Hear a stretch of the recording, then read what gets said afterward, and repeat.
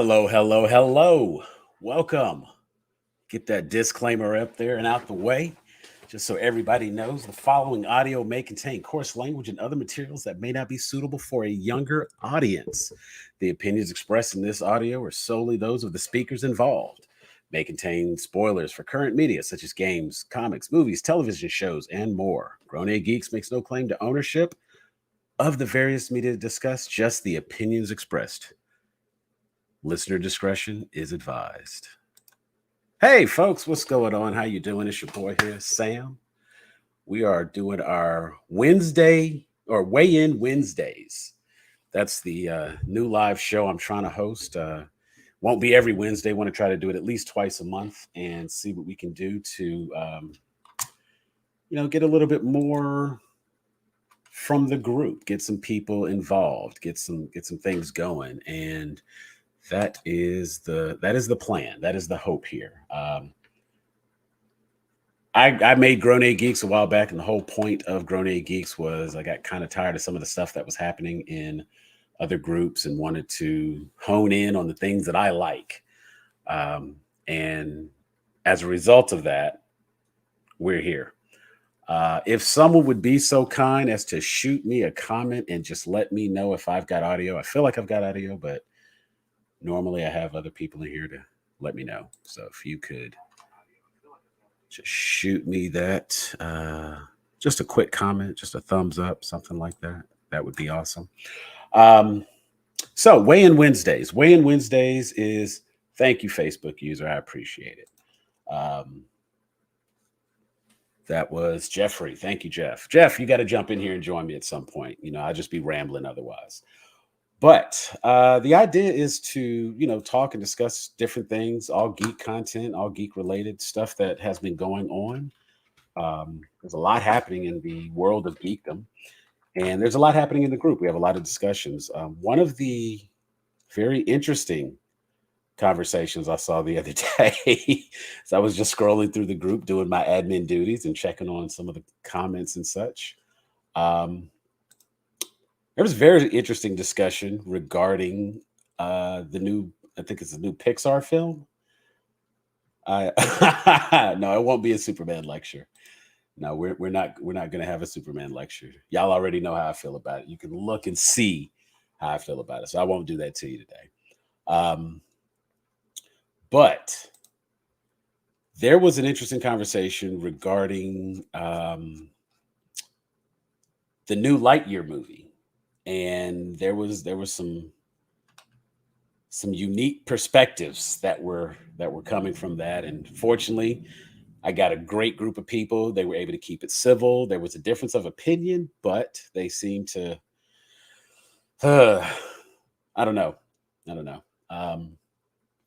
Yeah, anybody that wants to know about how I feel about Superman, just watch our show Therapy. Of course, we're on YouTube, and this should be broadcasting live on YouTube as well. Also on our Twitch and here on Facebook, so you can see exactly what we got going on. But that was an interesting conversation with not therapy, but with the Lightyear, the content and the conversation that was happening with Lightyear. Apparently, there is a same-sex kiss that was taking place in the movie, and they cut it, and now they're putting it back in. That you know, the article from IGN, you can go, you can check it out. We've got it in the group, so you can go, you can check it out there and see what the hoopla was about. Feel free to leave an opinion and let us know what you think about that. Throw some comments in there. That post got kind of popular. It was jumping, and that was interesting. That was interesting. But again, I want to give a shout out to everyone who participated in the conversation. Difference of opinions, but people were actually able to, you know, keep their opinions, express what they thought, and did exactly what we're supposed to do. They were all grown A geeks about it, and they had a conversation. Um, so that was pretty cool. There's some other things happening. I know there was an article that just came out talking about some new casting for a new Batman villain. We should be seeing one of the actors from Supernatural. He's going to be taking on the role of Two-Face. So maybe we'll get something other than what we got from Tommy Lee Jones. I like the Tommy Lee Jones iteration. I just like Tommy Lee Jones, I think. So maybe that's what it is. But I also kind of like that movie. I'm not gonna lie. Mainly because I grew up on it. You know, it was something I remember watching back in the day when we did not have an MCU, and we were happy to get anything superhero related for our viewing pleasure. Um, Now it's a little bit more common, and our expectations have really gone up, and that's nothing wrong with that. Expectations should go up at some point, simply because there's a reason for the expectation to go up. Um, you know, the MCU has really set the standard for what people expect when they think of comic book movies.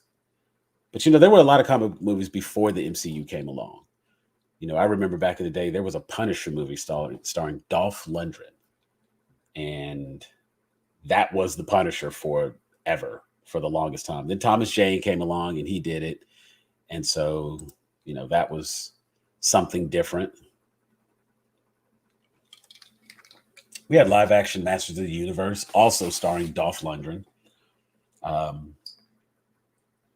So seeing this geek culture come front and center now, and with the creation of the MCU, because even around the time of Blade and all the X-Men movies, we were getting bits and pieces here and there. You go back before that, and you have the 1989 Batman. You go before that, you have Superman.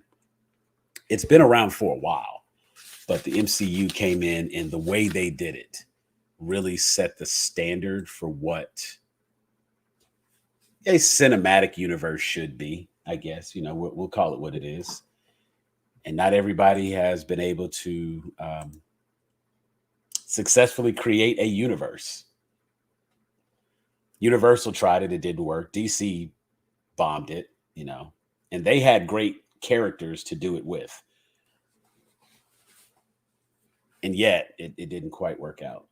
I'm going to post the link for this for anybody who wants to join in. I'm going to post the link in the comments, and you are welcome to join in.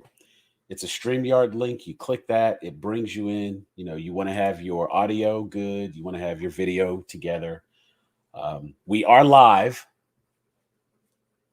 so make sure you got your backgrounds and everything correct. I'll be coming in here all willy-nilly. I don't have much of a delay, so to speak, so I need y'all to do right, please. But I'm going to have some admins come through. So while we're here, there'll be plenty of people to join in and be with us. But getting back, there's been a number of attempts at creating cinematic universes. When The Mummy came out with Tom Cruise, the idea of that was to restart a cinematic universe. And they were going to have Frankenstein, the Mummy, probably the Invisible Man, all the Universal monsters from back in the day where Boris Karloff was. And we're going to bring all those people front and center and try to have a whole universe. We've got our first. Oh, look at that. I love my green room. And I've got, this is one of my favorite people right here, y'all. I'm going to go ahead and bring her on. She is my co-host of Why Did I Watch That? She was a part of my top fives. Y'all know her. Y'all love her. Say hello to Deadpool. Hey. What's going on, girl? Lot of nothing. Hey.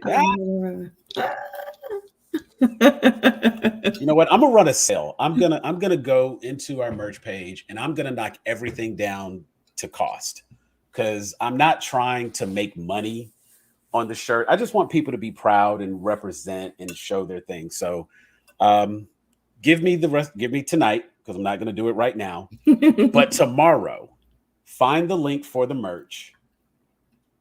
Everything is going to be at cost. Come in, get all your stuff, rack up, and represent our brand. You know what I'm saying? Let people know about Grown Ape Geeks. And I'll throw some stickers on there with some QR codes or something. I'll make something so that people can come and you can share and help build the group, because I've got a plan, I've got a vision, and we're going to see that vision through. So, Denisha, what have you been watching lately? What movies have you been watching? You know what? I just started watching Young Justice again because I know right. All right. Because I was like, I have to catch up because the new season is coming out, right? So, right. I forgot. There was a lot that happened that I forgot. Like, I literally went all the way back to the beginning and started. So, I'm just at the place with Connor. I'm not gonna say just in case I don't spoil it for somebody. Yeah. So, but I'm still trying to figure out what's going on. I love DC cartoons so much, so great. So that's literally what I've been watching every night. So I know somebody else that's real good with Justice League, Young Justice, and such, and he likes that teenage angle. And he's actually got me a little bit more accepting of the stuff that I like as a result. But that's the part of being a grown ape geek. You like it, you know you like it, and it's okay to like it. Yeah. Y'all welcome Jeff. Jeff is the host of our show Therapy. Their IP, where we what is it? Where we put them on the couch and we find out what's wrong. Yeah. I just, I think being a geek, there's so much good IP out there, and sometimes it's just like people have good ideas about what could be done with it, what could be improved, and I just like having those kinds of hypothetical conversations. I like all my conversations to be solutions oriented, so I don't really like just being like, this is trash, this sucks, blah blah blah. I want to get to, like, if you think it sucks, what would you do? You should be able to have like some sort of vision of what you thought it should be, and not just like sitting there being like, I guess that's the artist in me, because I was taught to critique. And so it's like part of critique is you stand in front of everyone and they tell you the truth, and then they stand in front of you and you tell them the truth. And it creates a level of respect when talking about art, because you learned how to talk about art in a setting where you had to say what you had to say face to face. Yeah, but it's out of respect, though. Yeah. But it wasn't just like getting online and like trashing something and talking about how much it sucked and it's trash and blah, blah, blah, Because like if I'm talking, like if you're in a class, right, and you do a critique, everybody had the same assignment. Everybody had an assignment with the same parameters. So I'm speaking from a space of, I have the same parameters as you. So I know, in a sense, what you should have been trying to achieve with what you were doing. Mm-hmm. Right. And I think like, I think that's just how I think about art. If I'm going to critique it, that's the way I'm going to think about it. I'm going to think about it in terms of like, what would I say if this person asked me face to face for an honest answer? And like, what would I have done differently because that's to me what would make me feel like I wish something else would have happened.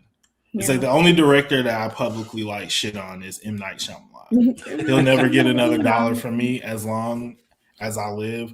I don't even know if I'll watch anything of his on streaming services. People have been telling me about Glass and this and that, and no, never. Oh, you didn't even watch Glass? I've not watched anything since The Last Airbender. Yeah, but you know what? And I never will, unless I accidentally watch something and then at the end of the episode it says M. Night Shyamalan. So I get that. You got to sneak it in my food, like I get that, and I understand that. Oh no, but Split. Right, Split. Doesn't matter. Those are different. James McAvoy. Oh my god. I mean, I like Sam Jackson. I liked him as Mr. Glass. I've read the synopsis of what happened on Wikipedia, and it would have been an interesting movie to watch, but never again. It's funny you say because the mistakes that he made on The Last Airbender were mistakes very of negligence. it was No, like it was very egregious. gross negligence. Yeah. One, this is not like a book where we don't know how these characters' names are pronounced. It's based on a cartoon. We have watched and heard these characters multiple seasons and fallen in love with them, and we know them by certain names, not in spelling but in pronunciation. Because like with a book, it could be like, oh well, we were saying Aang because we were just Americanizing it, but it was actually no. Like his name is Aang. It don't matter because we've heard Aang, Aang, Aang, Aang, Aang. So what is Aang? What is Kotar? What is Sokka? Who are these people? Who are they? Yeah. Who signed off? Who heard this and who at Nickelodeon heard that and was like, "Oh yeah, that's right." Honestly, I would have watched day one. I would have watched day one footage and be like, "Why is everybody pronouncing everybody's name incorrectly?" Have you watched the cartoon? Has anybody here watched the cartoon? Like, what are we doing? They Number saw two, M. why Night are we Shyamalan. hiring? He had enough of a reputation. He had enough of a name behind him. No, but he was getting on all these up interviews saying how much he loved the show and how much he watched it with his kids. He sold us on how big of a fan he was. Clearly it was Cap. Yeah, he sold us on it. He picked some kid who just shaved his head bald and sent in an audition video to be the star instead of finding an actor who could like actually embody Aang and teach him. You want that kid? Cool, he could be the body double. But when it's time to act, when it's time to talk, I need an actor. I need somebody who can like express these roles. And he was the saddest Aang on Earth, and that's not who Aang is. And I don't blame him because he did what he was supposed to do. He had a dream and he went for it. I blame the adults and the professionals who put him in that position by hiring him, even though he was clearly not right for the role outside of the Kung Fu. Make him a stunt double. Let's move on. And so I felt so disrespected. So upset. I've M. never Night given Shyamalan Jeff the opportunity to like unleash on this movie, and this was Yeah. clearly the No, moment. I felt Continue. so I want to do an episode of. I want to do this for an episode of. Why did I watch this? But I was about to watch it the other day, and Mackenzie, my wife, she was like, "Do not." She's like, "Do not put that movie." Let me say something. I can honestly see the anger and frustration in your face as you're talking. Okay, about let me this. also paint the scene of why I was so mad about it. Wow. First of all, I love the cartoon. That's like number one. Like everybody knows, that's like dope cartoon. Right. Probably my favorite. It might be my favorite cartoon of all time. Okay. Number two, me and my then fiance, but now wife, we were long distance. I was in LA. She was at Stanford, doing like her grad stuff. This was my birthday weekend. I went up to visit her, and I was just like, I know, like we're hanging out, we're doing all this stuff, but I have to see this movie. Like I absolutely have to see this movie. I fucked up and read reviews, and everybody's like, it's terrible, and I was, you don't understand because you didn't watch the cartoon, man. You just didn't get, and so then all the trailers, it looked like Avatar in real life. You watching the trailers, and then now when you think back about it, nobody was talking in any of those trailers. None of those trailers were like scenes of people talking and things happening. It was all like voiceover and action and whooshing and bending and all that stuff. He pulled a David Blaine on us. He tricked us. He fooled us. He lied to us. And he will never get another dollar from me ever. I don't even care if somebody go and they tell me the movie was good. Fool me once.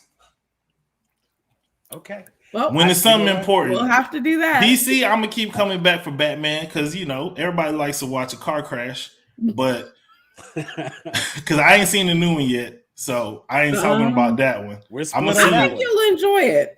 I've heard hate it. I've heard, but I'm trying to like let it cool off a little bit now because I feel like I've heard it hyped up so much. I'm scared like I'm gonna go see it like with too critical of it. I don't think it's the hype that it has is necessary, but it wasn't horrible. It's not.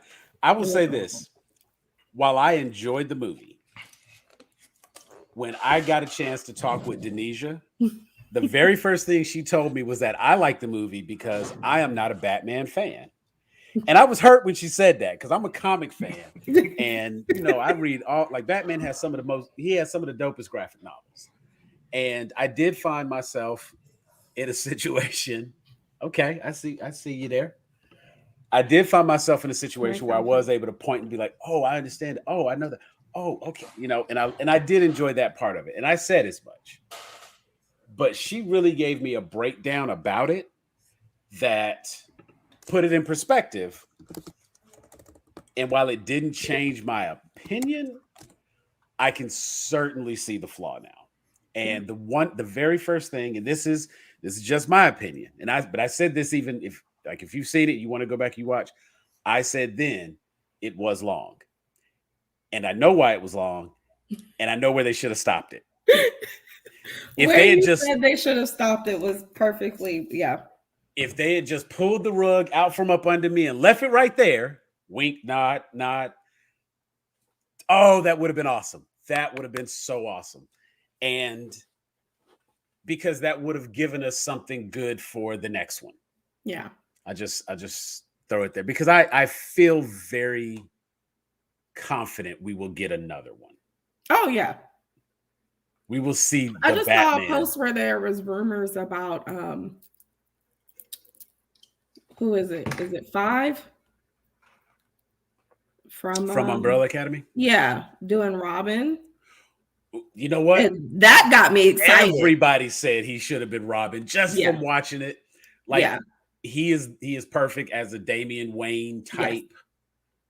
Yes. Yeah, I would definitely Damian. Yeah, I think my issue with that, I'm not going to be convinced that he is young enough and Robert Pattinson's not old enough. Yeah, and that's where the problem's going to come in because I think he would fit perfectly in that world that they're creating. I think he would be a perfect Robin in that situation. But like you said, it does need to be Damian. So I don't even know how you could time skip that to make it work. But I think he's one of those actors, he might just kind of like Michael J. Fox it and look like a baby forever. So it might work out. He looks like I do want them to pull that Michael Keaton thread and do a Batman Beyond-ish type of thing. I think we're missing an opportunity there. So yeah. I don't know. All right, we got Jeff joining us again, so he's hopping back in. My bad. M. Night tried to silence me. Cut my Wi-Fi. Yo. The M. Night agenda. He's deep in with the state. Listening. That was your not Amazon. What is it? The Alexa. Yeah, was listening in, and M. Night was notified, so he hit a button and made things happen. Yeah, I was trying to show y'all. I haven't seen the movie yet, but I did support. I bought the Black Shin figure. I always do. If I see it in there, they black. I gotta get it. It. She was dope. She was definitely a bright spot of the movie. You will not be disappointed with her. I'm not as mad at her as I usually be because in Kimmy she had a black boyfriend finally. So I was like, all right. That's the new one on Netflix. That. Yeah. Amazon. HBO. HBO Max. HBO Max. Yeah. Okay. You know what? That's in my queue to watch. And I actually kind of like the concept of that. I like a lot of those. It's really good. You know what? Anything that falls under like that Black Mirror umbrella. Mm-hmm. Yeah, I watched. I was listening to Robots. I love that. I listened to a podcast that did a review on Kimmy, and one of the hosts described it as like Enemy of the State meets like Bubble Boy. It's not a comedy, but it's like wow. And if you watch it, that makes sense. Me want to watch it though. Right? Like, wait, that's an interesting mashup. That's wow. He said another movie too that was like more tech based, but yeah, Black Man Can't Jump. That's a great podcast. I'm like friends with one of those guys, and I mean I like all those guys. I was actually a guest on their podcast too. So what were you check out that. What were you talking about? We reviewed The Five Bloods, the Spike Lee movie. Yeah. So it's pretty good. If you want to go back and listen, they got a lot of really good episodes. I definitely would recommend if any episode I would recommend listening to, like, if you're gonna listen to an old one, definitely listen to In the Heat of the Night. Because when they talk about Sidney Poitier slapping that white man, Oh, the original In the Heat of classic. the Night. Oh yeah. I was like, how do you remember the TV That's show? we need to watch that every year on Juneteenth. We need to create like a black movie.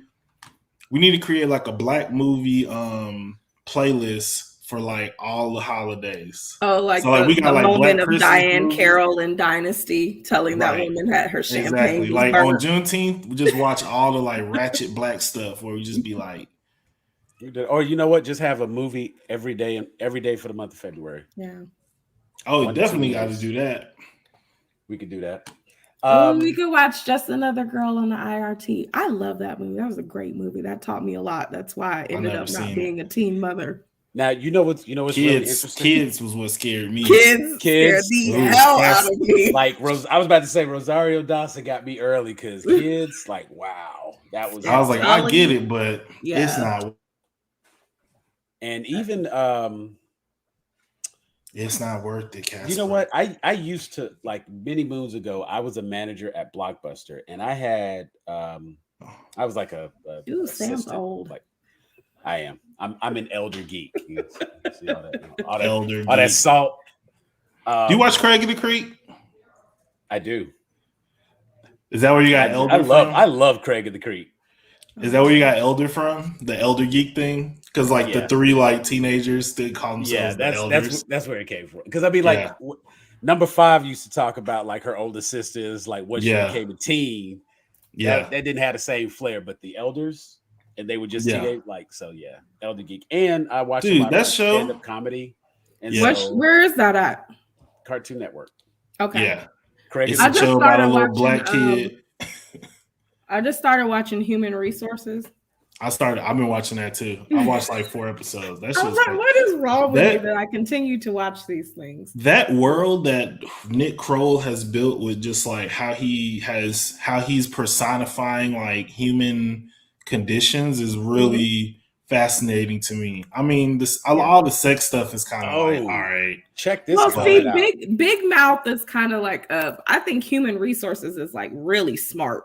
Like really, it's a smart show because, like you said, like it's getting into like the human psyche and how we deal with things. I think it's a lot smarter of a show than Big Mouth. So. I think Big Mouth should be required viewing for any parent of like a 10-year-old. Yes, because it is one of those things where it's like middle school was not especially terrible for me. I don't remember it being like an overly terrible time, but like I went through, I mean, I dealt with stuff and I was dealing with stuff kind of like on my own because like I was being raised by my grandmother, so she definitely forgot what it was like to be like 12. Because when she was 12 was different. 12 was like raising kids.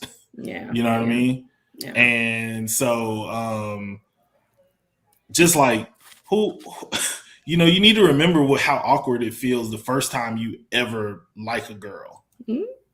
And you gotta watch people, you know, personify that so you can remember maybe how you felt and you can deal with it better with your kids. Dealing with adults' interpretation of puberty and like them trying to explain to you what's gonna happen to your body, but not quite explaining everything. Yeah.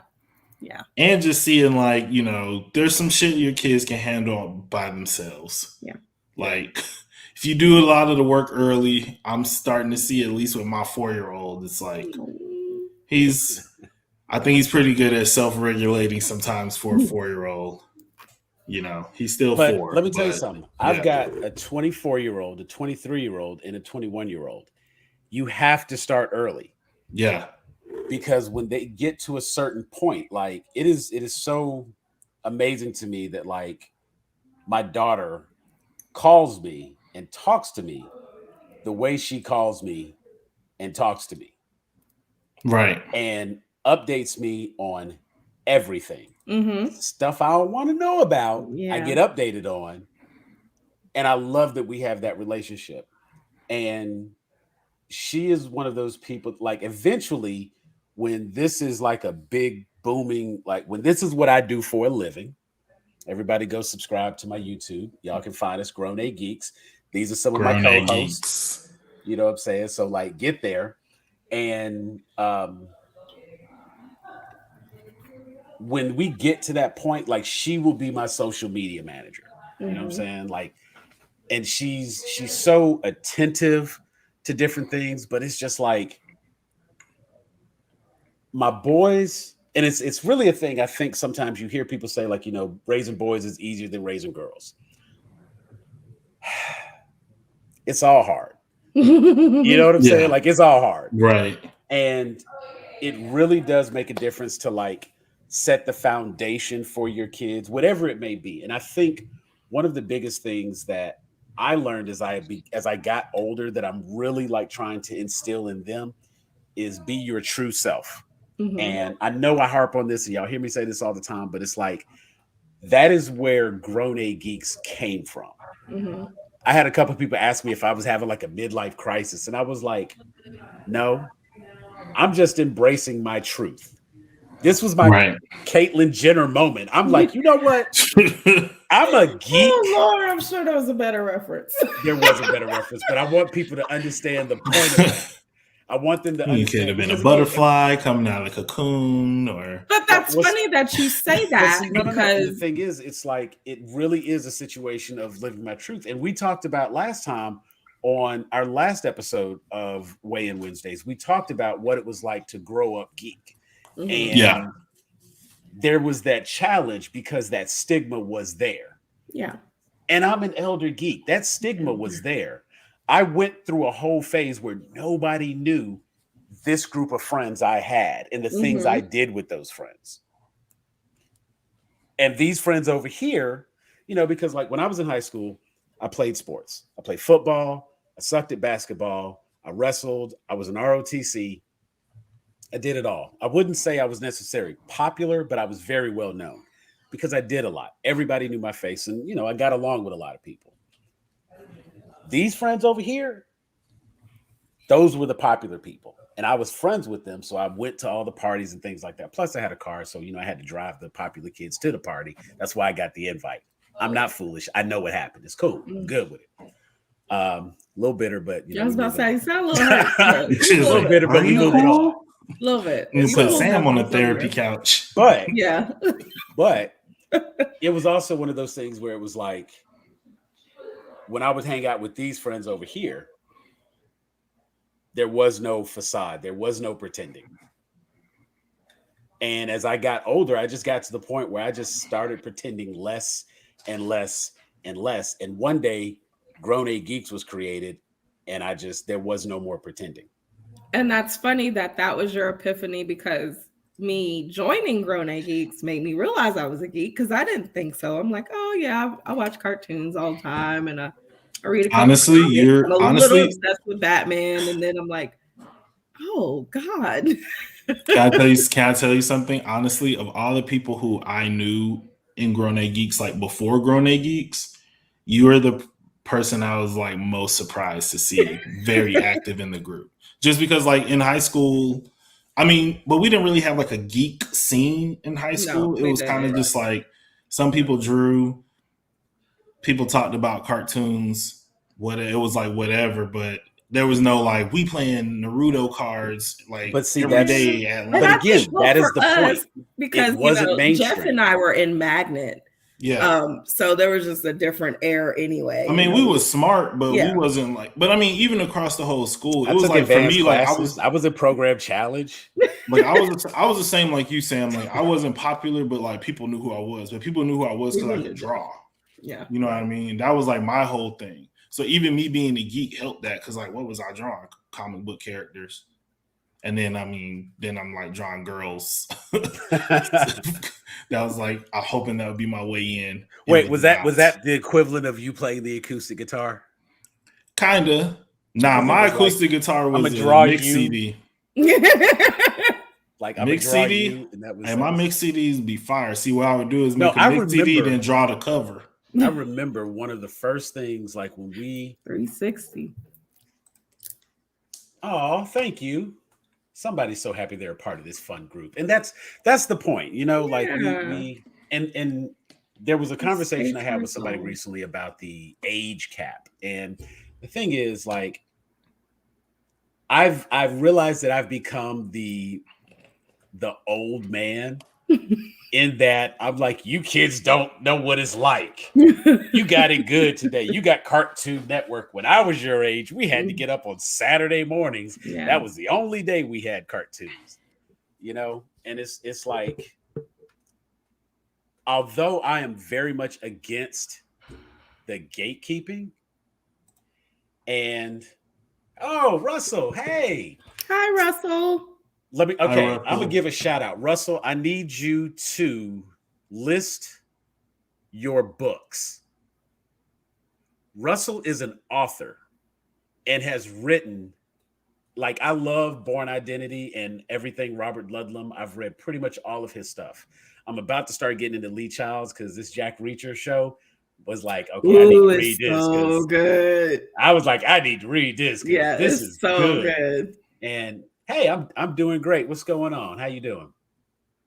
But Hey. Russell is an author, and he has written some great books, Okay. and they are spy thriller. They're available.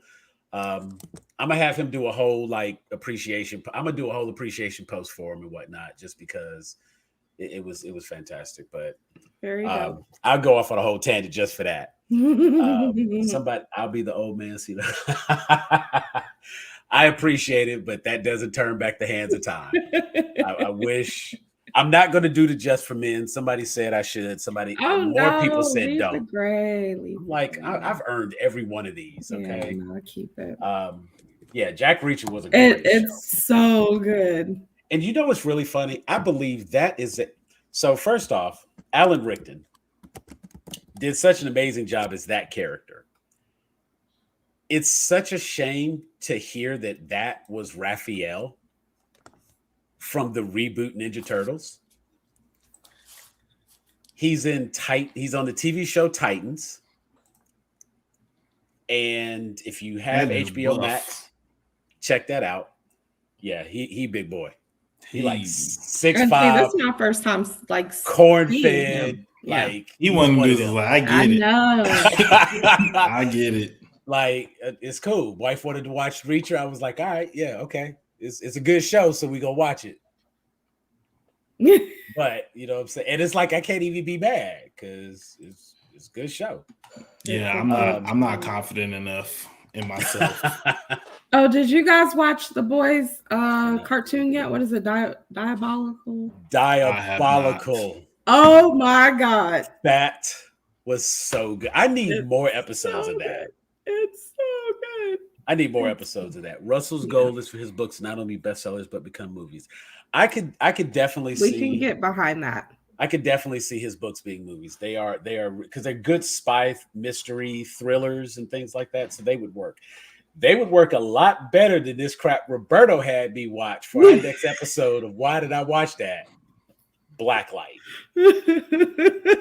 I cannot wait to hear Rob talk about this movie.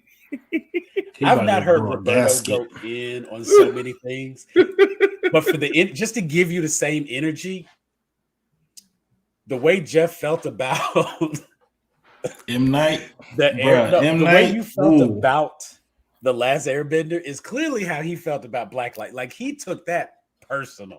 Well, it kind of sounds how I feel about Nicolas Cage, so I understand. I get it. I get it. You know what I'm saying? We're not going to talk about it. Ooh, that does remind me. We do have to check out. I have to find this. Let me find this article real quick because he posted something talking about Rotten Tomatoes gave Nicolas Cage's new movie. I do not care. I'm like Jeff. I will not watch it. I do not care. I will watch it just because I have to. Okay. You know what? Let me figure out how to do this real quick because I just want everybody to see this. Denisha, okay, so Denisha, do you want to go in the green room real quick? You need a break? You need to get a refill? All right. I'm going to do this. I'm going to share this screen just so you can see this at the same time. We're going to look at this live. As soon as I figure out what screen I have. And I heard, is this Pig or this? No, this is another movie, right? This is not Pig. Yeah. Because I heard Pig was good too. I do not care. I do not care. The unbearable weight of massive talent got this 100. But it's like him being himself, like, right? Right. Yes. In fact, so I don't care. I don't care. It's like being, see, but it puts me in the mind of being John Malkovich.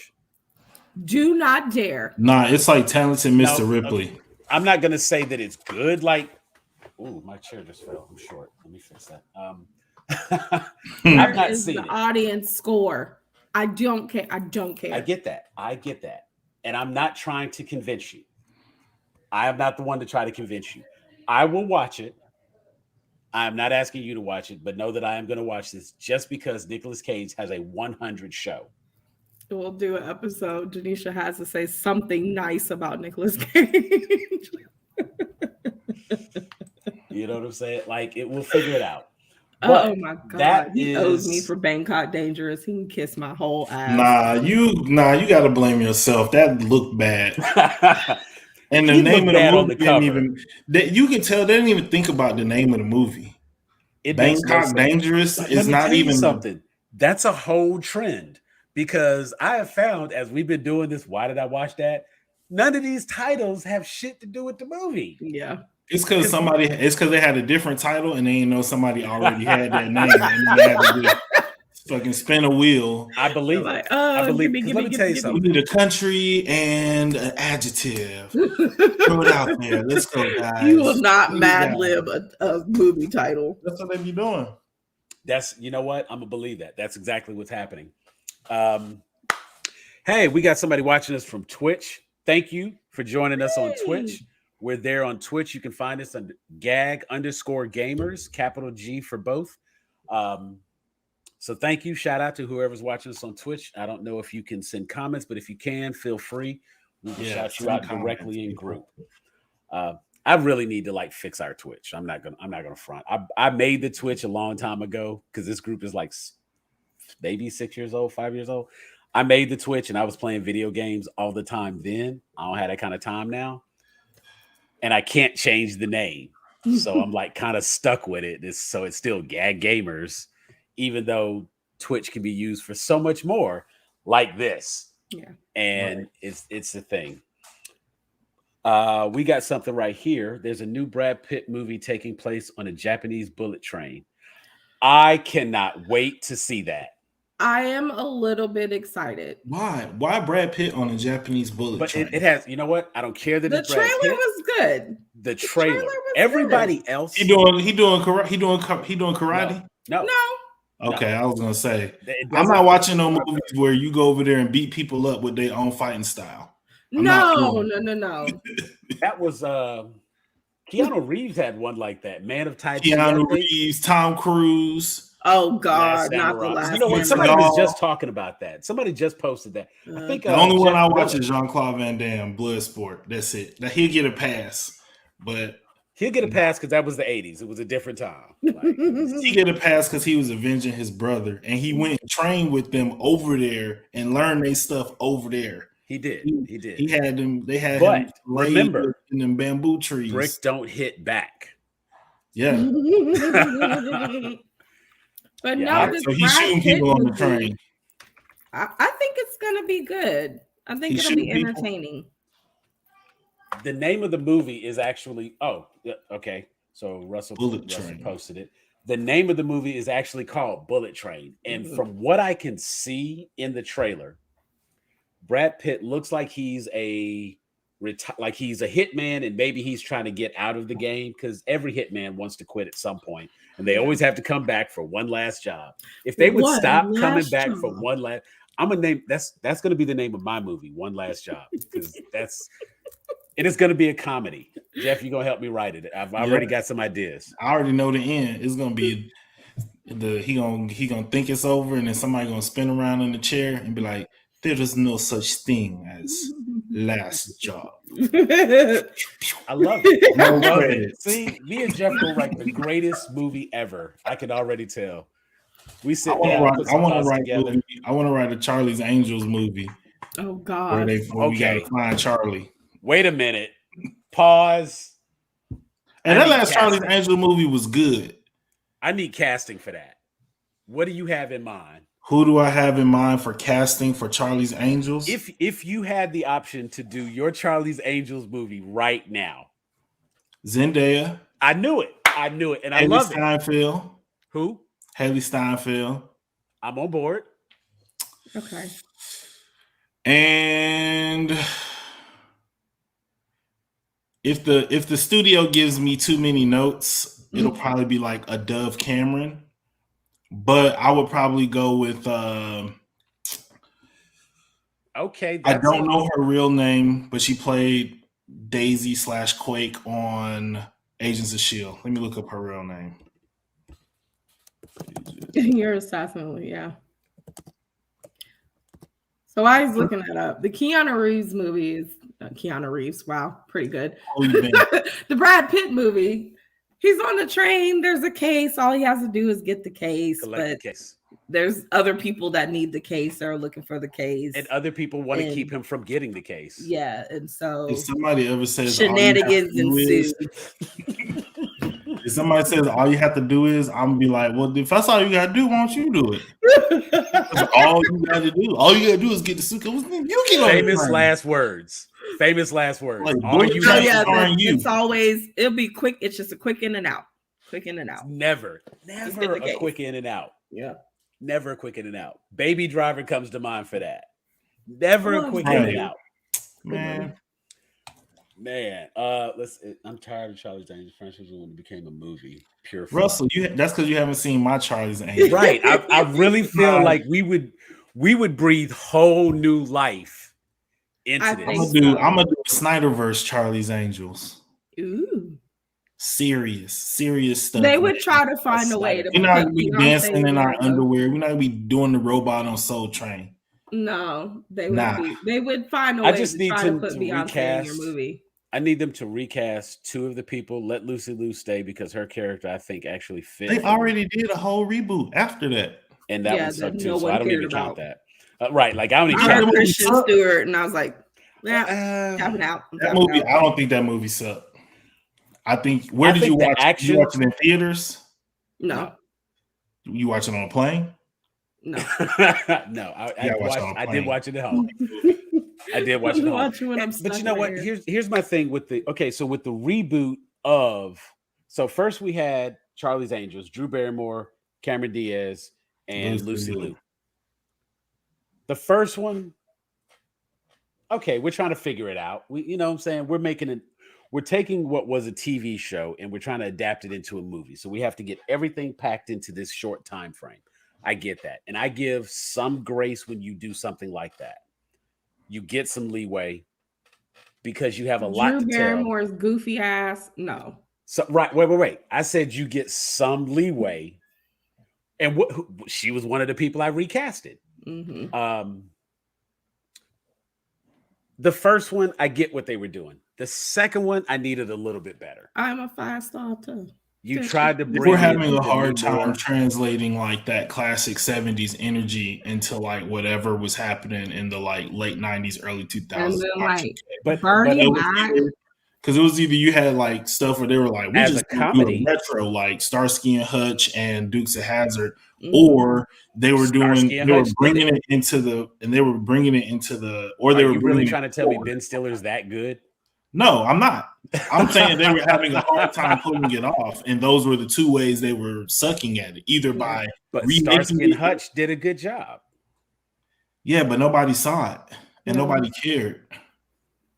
Dukes of Hazzard, especially because Starsky and Hutch, in and of itself, is kind of like a niche market. If you watch Black, that's not one of those things people reference. Okay, that's a fair argument. I ain't never heard a white person mention Starsky and Hutch before.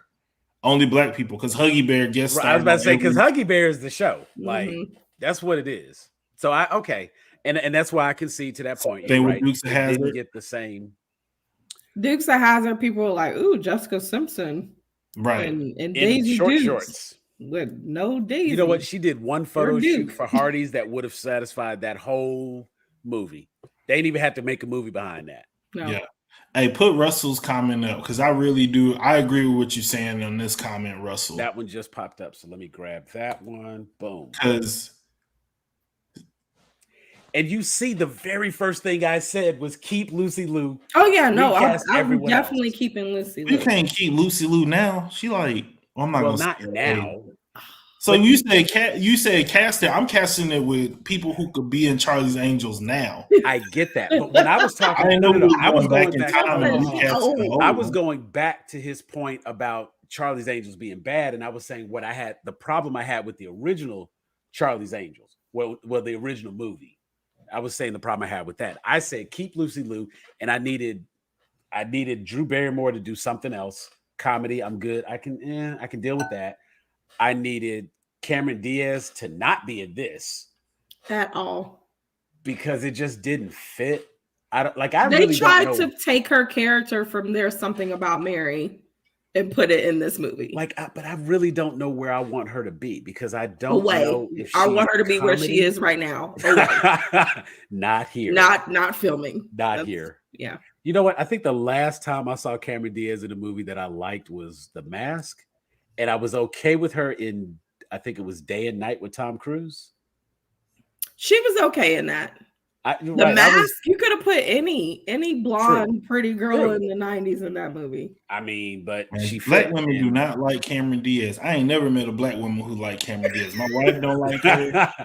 I'm gonna tell you the only reason people like Cameron Diaz is because There's Something About Mary. Outside of that, I couldn't. Was it not My Best Friend's Wedding?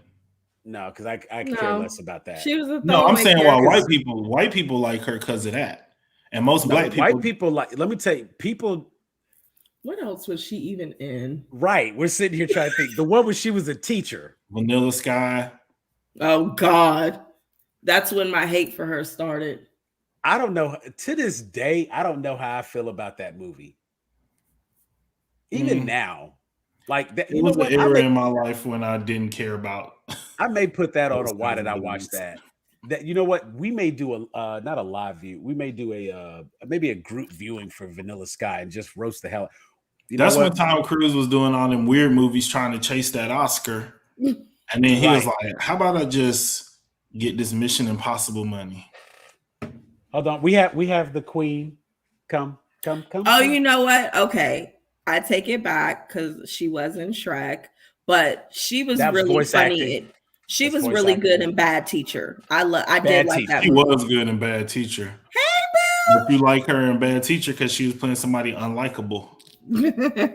Right. True. Here, hold on. I'm gonna put the head. It's like you're making it easy for me to hate this chick. I said Shrek 2. You saw Shrek 2? Russell, My Best Friend's Wedding did in like the middle of a conversation. Cameron Diaz was the woman that best friend was marrying. Name a movie that you know Cameron Diaz in that bad karaoke. The gel on her hair. There's Something About Mary. But I tell you, like that's it. That's what people know, and that's really a Ben Stiller movie. Do you how do you feel about her? What about Charlie's Angels? How'd you feel about that's where the conversation started? We were talking about Cameron Diaz. How'd you feel about Charlie's Angels? Do you remember that?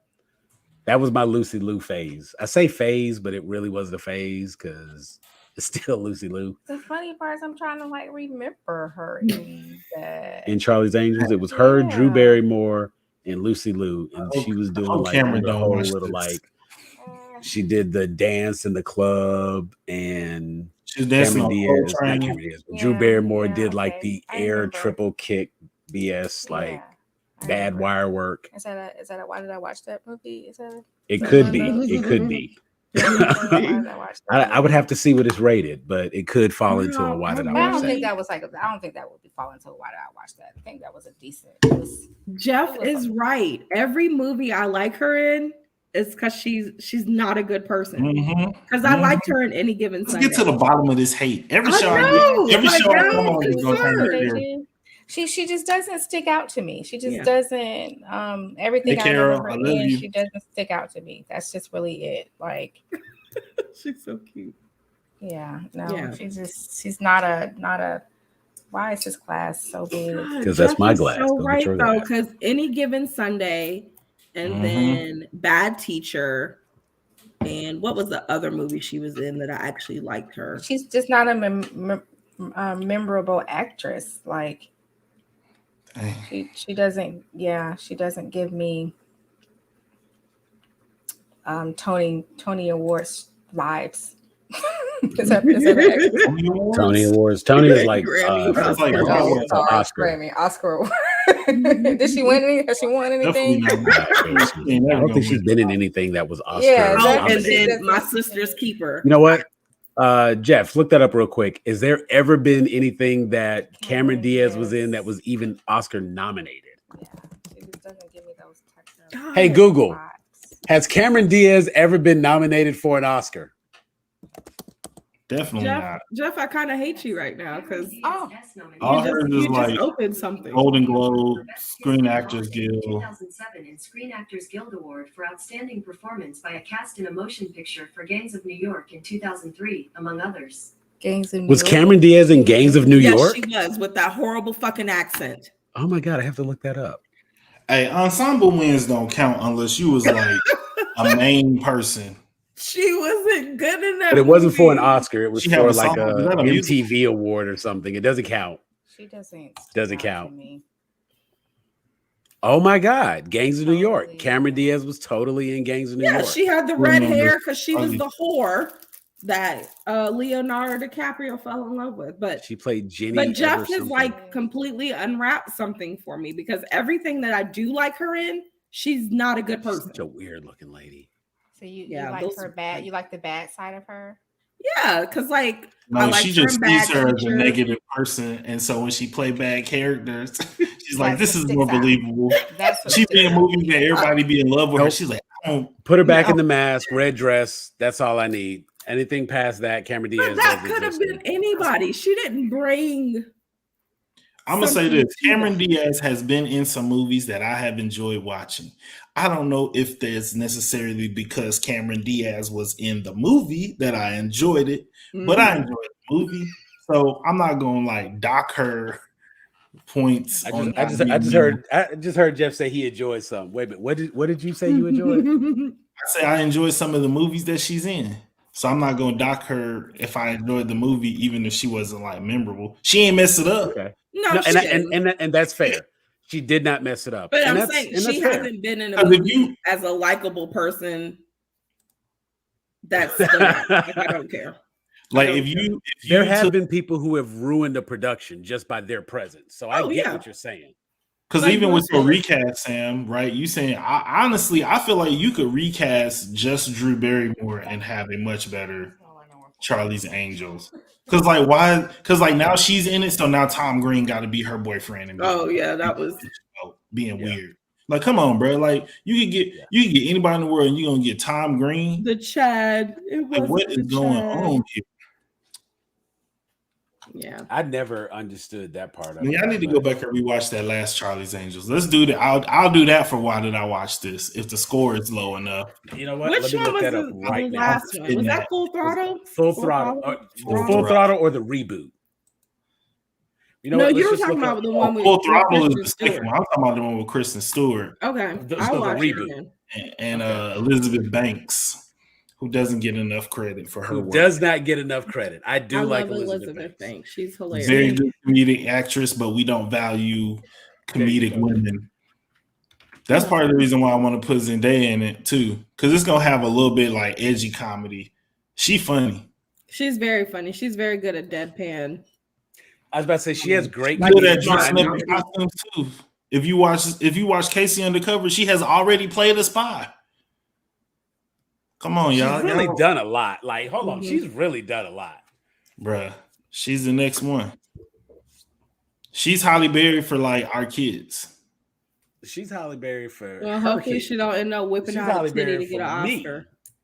Zendaya, now see, she not Halle Berry for me because I've been watching her since she was like 13, and it's just like See, you just made it I weird. see her, just I'm like, meant wow, she was she a looks hell of an beautiful. actress. I see her, I'm like, wow, she looks beautiful, but I also am like, I kind of watched her grow up. Wait, what are you saying? What? It's like she was on Shake It Up.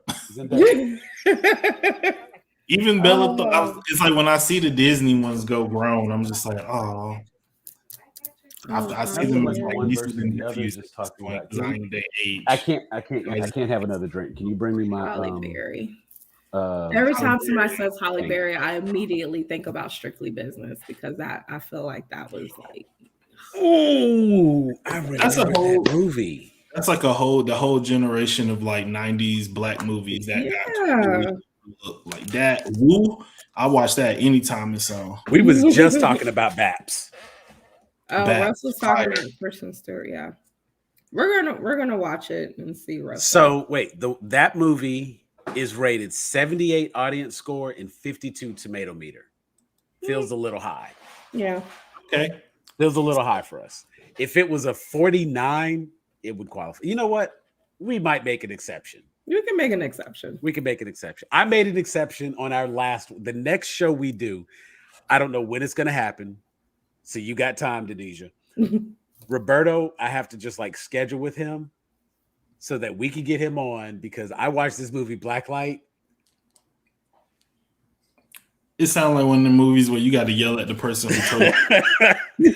Bruh, like, oh my God. I have so much to say about this movie. I have like a stomach ache thinking about watching this because of how his reaction was. Let me tell you something.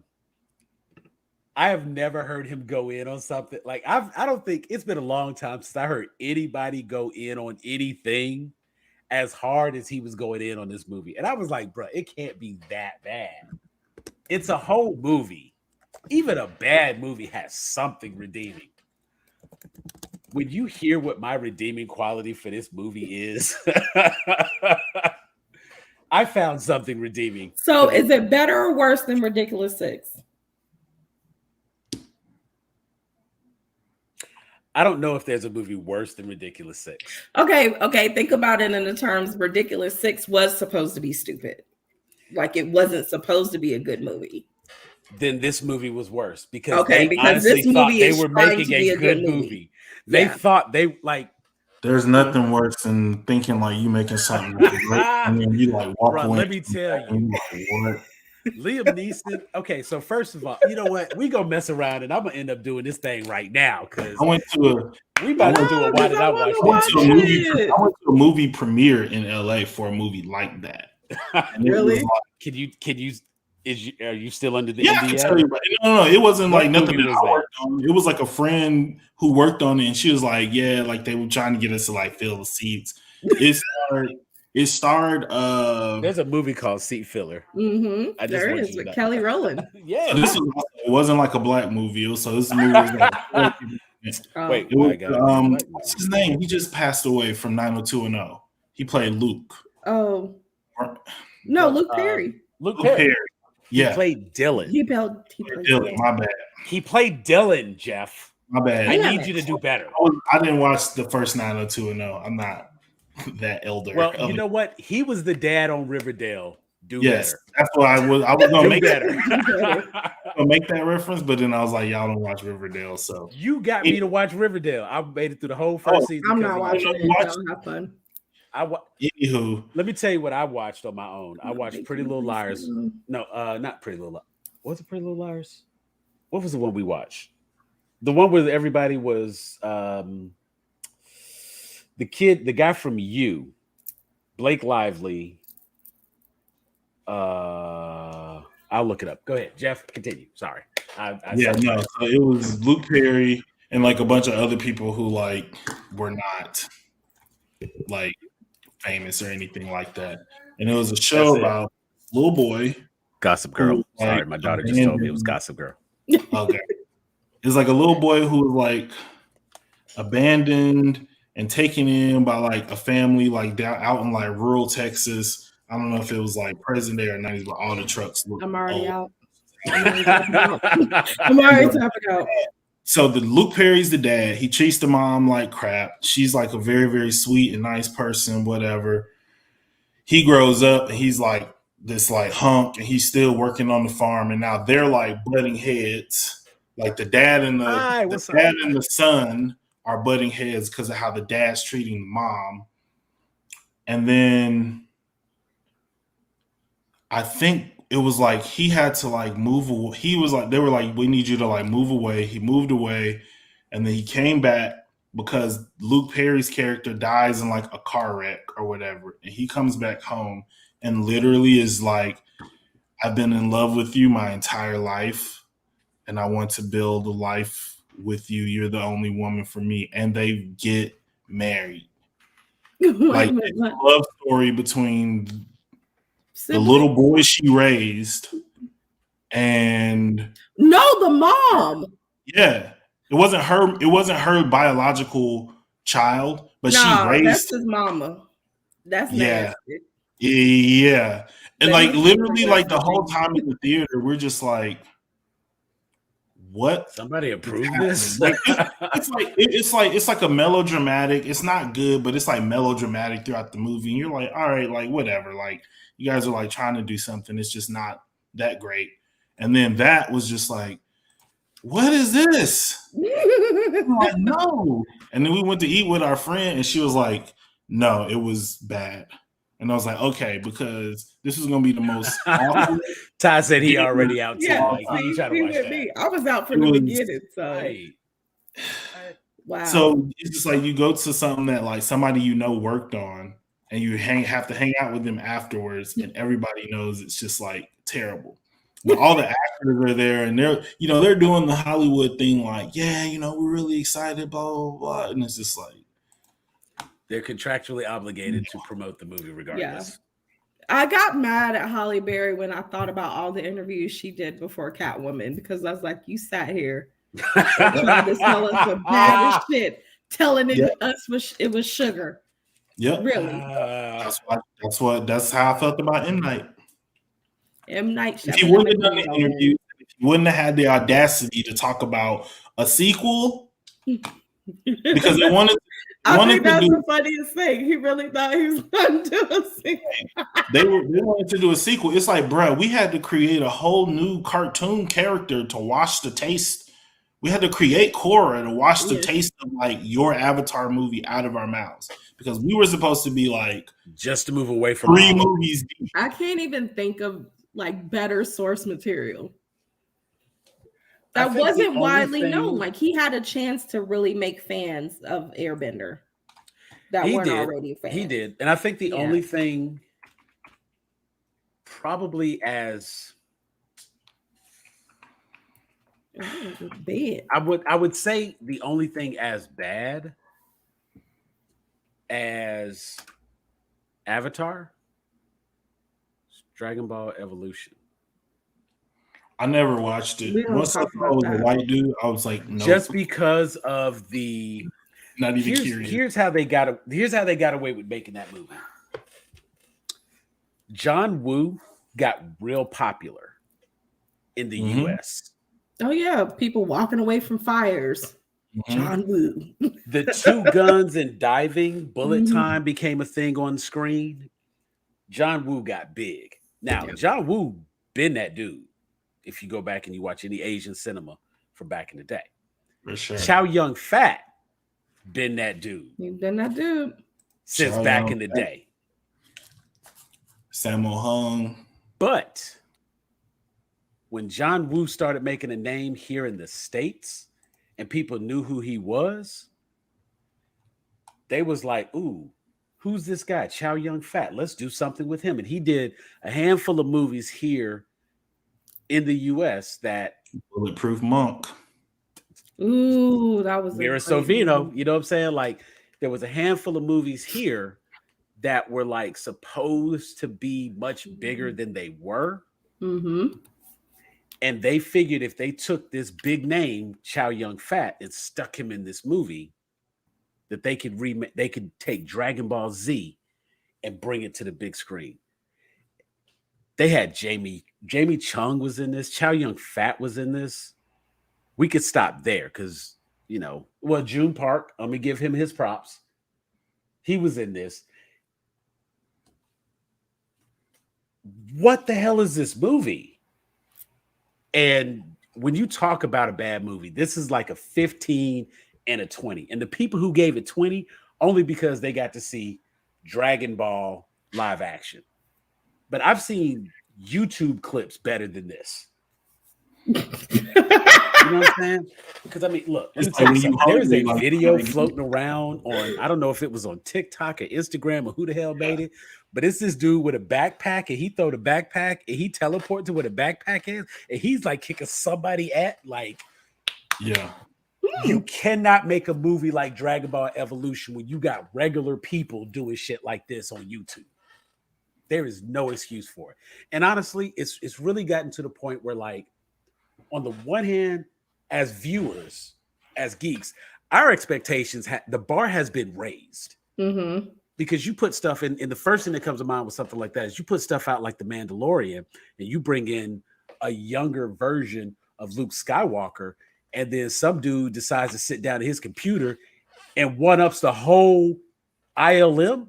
LucasArts can't do what this dude did with his PC. Do better. Do better. I'm glad dude ended up getting a job and getting on, because that's the, like, I get the difficulty with anime. Yeah. You know what I'm saying? I get the difficulty with anime. And some stuff truly doesn't need to be adapted. Mm-hmm. Right. You know what, Ty? Can you hop in here? I'm gonna post the link. I like Ty's comment too about, you know, the non-fans trying to make the cash grab. I think it really is. I think it's a societal issue, honestly, not to get like super, super deep. But it really just comes from like how I was talking about, like, being in art school earlier and like knowing how to critique and going through like a process of like learning how to talk about art in a way where, you know, to be respectful of it and to be respectful of the idea that someone took their time to create it. You know, a lot of times when the goal is to make money, only when that's the sole goal, you know what I'm saying? It's obvious in how you treat the art. And our society really doesn't value art. It doesn't so they don't value Dragon Ball Z. We've watched a couple of movies on Why Did I Watch That, where it was clear this was a paycheck movie. Yeah, we've pointed that out. But I'm even talking more specifically about translating IP, because I'll give people credit if you're like, I sat down and I wrote this thing from scratch and then we put it all together as a movie. It sucked, but you know, you pull that out of your ass and you figured, and making bad stuff is the first step to making good stuff if you keep at it and you might learn.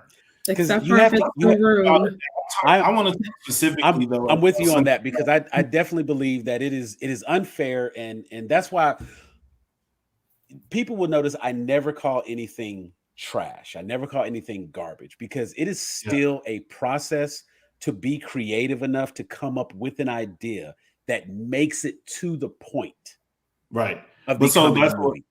Even a bad movie is still a creative concept.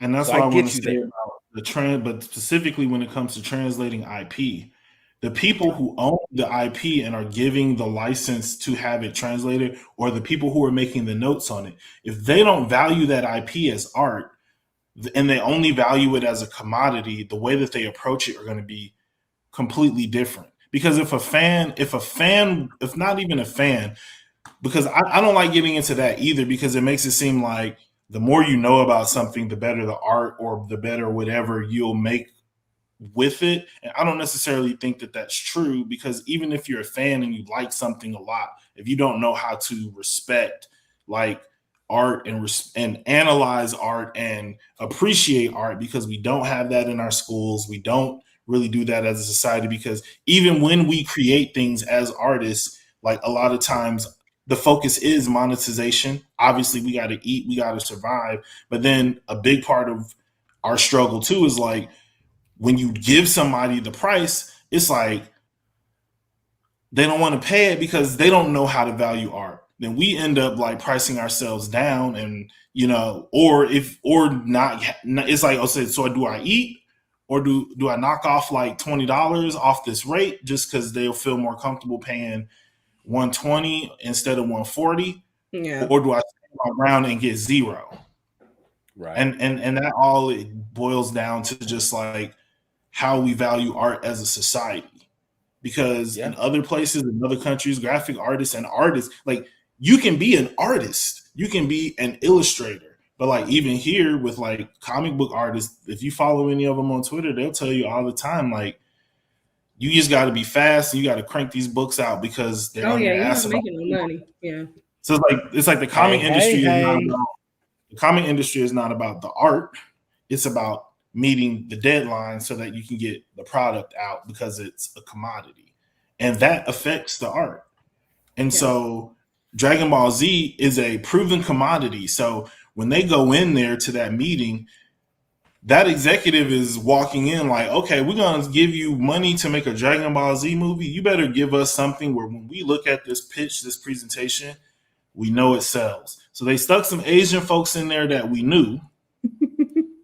Then they was like, it can't be all Asians because people are not going to go see that. Somebody in the room somewhere made that comment, whether it was the casting director, the writer, or the executive, or whoever was giving the final notes on the cast. The EP probably made the comment that this cast cannot be all Asian, or this cast cannot be majority Asian. We probably can't use any unknowns who don't have like 25 movies in Hong Kong under their belt already because we don't want to waste time developing and training anybody who does not fit into like what we see as marketable for our demographic and our customer base. Because when we put those 3 Asians in there, we've satisfied our quote. Okay, so on the topic of diversifying a market base, I'm gonna bring in one of our experts. Ty gave the token white guy. I need everybody to know the joke that was in there. If you didn't catch that joke, shame on you. Totally a joke. We have some great conversations. He brings a lot to the table. So Ty, we talking Dragon Ball Z. We talking marketing. We talk what happened, man? What happened? Where did it fail? This is what happens. Like I said in the comment before, this is what happens when you have non-fans trying to make a movie for a cash grab. This happened with the Elektra movie, where they literally they had this great idea, but they had a shitty writer, a new writer, and a brand new director. They didn't invest in what people would make it great, just hoping that, hey, it's a Marvel movie, they'll come and buy it. But that was kind of an issue with Fox, is that they would make stuff. So with Elektra came after Daredevil. Do you think that they could have taken the lesson they got from Daredevil to say maybe we need to hold off, or do you think they were? I mean, I don't think they garnered enough interest in Elektra. There was no interest in it. They had to make that movie quick because they're going to run out of the rights. So they had to push it out. But instead of putting the effort to make a solid movie that would sell, they were just, hey, let's get someone cheap to direct, someone cheap to write, and hopefully people just come because they like Marvel. Yeah. And the whole like Jennifer Garner, Ben Affleck thing that was going on at the time. So it's like, this is your first time when you're really starting to see that like paparazzi pop stuff start like seeping into like who's getting roles, who's getting attention. I mean, Alias was a hit show on ABC for a long time, so I'm not gonna act like she didn't deserve to play the role or anything like that. But like Ty said, like they just didn't put the effort into the material. It wasn't a question of like the quality of the actors or. I mean, it's Elektra. We're not talking about like special effects or nothing like that.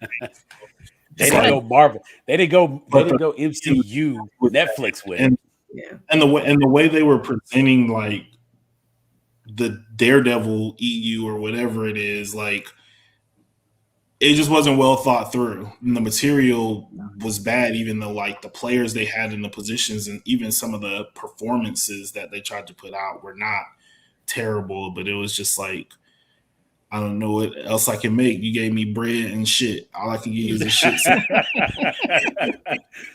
To kind of drive the point home, did any of you see Arcane on Netflix? Arcane? Yes. Arcane. Yes. It was a animated series based off of League of Legends. Yeah. Okay. It was amazing. Done by fans, people who were actually part of the property before, like they branched out. So when you have people that are actually fans who know how to write a story and you invest in that writing and that directing, it's a beautiful story. It's amazing. And you can do the same thing with Castlevania. Yeah. When you have people that are actually Oh, fans, that was good. and you can put a heart behind it, Yeah. it's magic. But when you're like, hey, let's take this book Aragon, which I loved reading as a kid, but then we're just gonna give like a weird director and some writer. You know what? And that even counts for, and I swear I act like we do nothing but why did I watch that? But Uwe Boll got real big because he did Blood Rain. And as a game, the storyline and the characters and the game itself was one of those things that like really stood out in a genre of so many popular games. And the big thing was, you know what I'm saying, you had like this female half vampire who, you know, she was a badass, she was a sexy character kind of thing, and you got to go through and you got to kick ass, and you got to be cool looking when you did it. Yeah. I don't know what that movie was. Yeah. And I get trying to capitalize because everybody already knows that like video game movies and for a while comic book movies, they only sold because of their popularity, not because they were good. People went and they filled the seats because they knew the name and they expected something good based on what they knew it to be. Not what it was, but what they knew it to be. Clearly, Blood Rain was expected to be something other than what they made. The only thing about that was worth watching was Meatloaf, R.I.P. He was the only character in that movie. That knew he was in the actual movie. Do what? When did the movie come out? When did Blood Rain come out? Oh, yeah. God. Approximately. Gonna make me suffer through this again. It's funny because I'm sure it's right there in my history. Oh, that was the one I forgot I was watching it. I was watching it for what?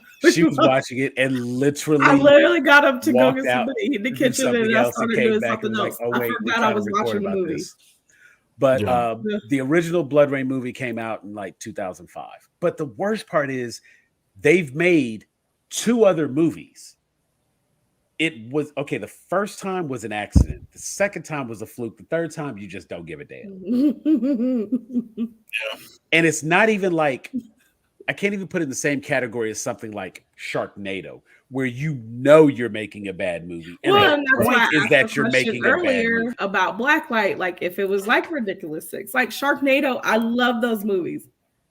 They're Ghost Sharknado's knows what it's doing. A puddle of water. What's better than that? Nothing. Did you guys watch Velocipaster? No. I've heard about it. I will get to it just because somebody recently recommended these people. I try to watch movies that I'll enjoy. I don't mind losing a few brain cells when I sit down and watch a movie. That's the point. I got to escape. Yeah. Somebody recently suggested that we watch Rubber, the movie about the tire. They said we should watch Rubber, but I think Rubber was actually rated too high. We were like, it's actually a pretty good movie, apparently, so we can't do that one. So.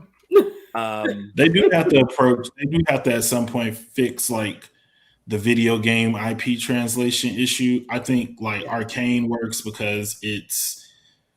I think that works a little bit better too, because isn't that like kind of a game where you like build your own characters and like I don't know nothing about gaming, so you get like a stock character and you just so it's actually a MOBA game where you can pick these different characters, so it's set characters, but it's like a 5-on-5 game, so based on your character you have these set skills based on that character and you're just basically trying to take out the other person's tower. And so in the show, so first off, let me just say this real quick because most of our viewers I'm sure would know, but just in case, MOBA, multiplayer online battle arena. The dynamics for a game that is a MOBA. What are some other MOBAs that most people would kind of recognize? Think of it like a battle royale. PUBG. Player Unknown Battlegrounds. Yeah. Something like that. That's considered a MOBA. You have a small area, you throw people in, and you have to get through it. Mm. That's a MOBA. So it's different from like and the only reason I point that is because it's different from like an MMO. And I think what happened was something like League of Legends. When people watched this show, everybody wanted to run and go play League of Legends because they were like, I want to be that chick. She's a badass. This is fucking dope. I want to be a part of that. And then you get into the game, you're like, oh, wait, that's not what I saw on the show. What I will say with League of Legends is that they have the backstory written in. So they have this beautiful story just woven in between the different characters. See you, Russell. Hi, Russell. Russell, I need you to do an appreciation post all the books. I need Ridley's information. Everything about Ridley, put it in there for me, okay? And I'm gonna pin it just for this because Russell's an author and fantastic books will promote it. Go ahead. Done. But yeah, so they have that backstory behind, like in the background. Like, so you guys should read the backstory of these characters. And because these people were fans, like they were true to the actual characters. It may have happened differently in the game, but as far as the core of who they are as characters, that was spot on. Mm-hmm. And I think the problem is that when you have non-fans making it, is that they see it as they're making a comic book or video game movie instead of trying to make a compelling movie just in this universe. Mm-hmm. So you can take, I really like how Marvel does this, where they will, like, you can take Captain America Winter Soldier.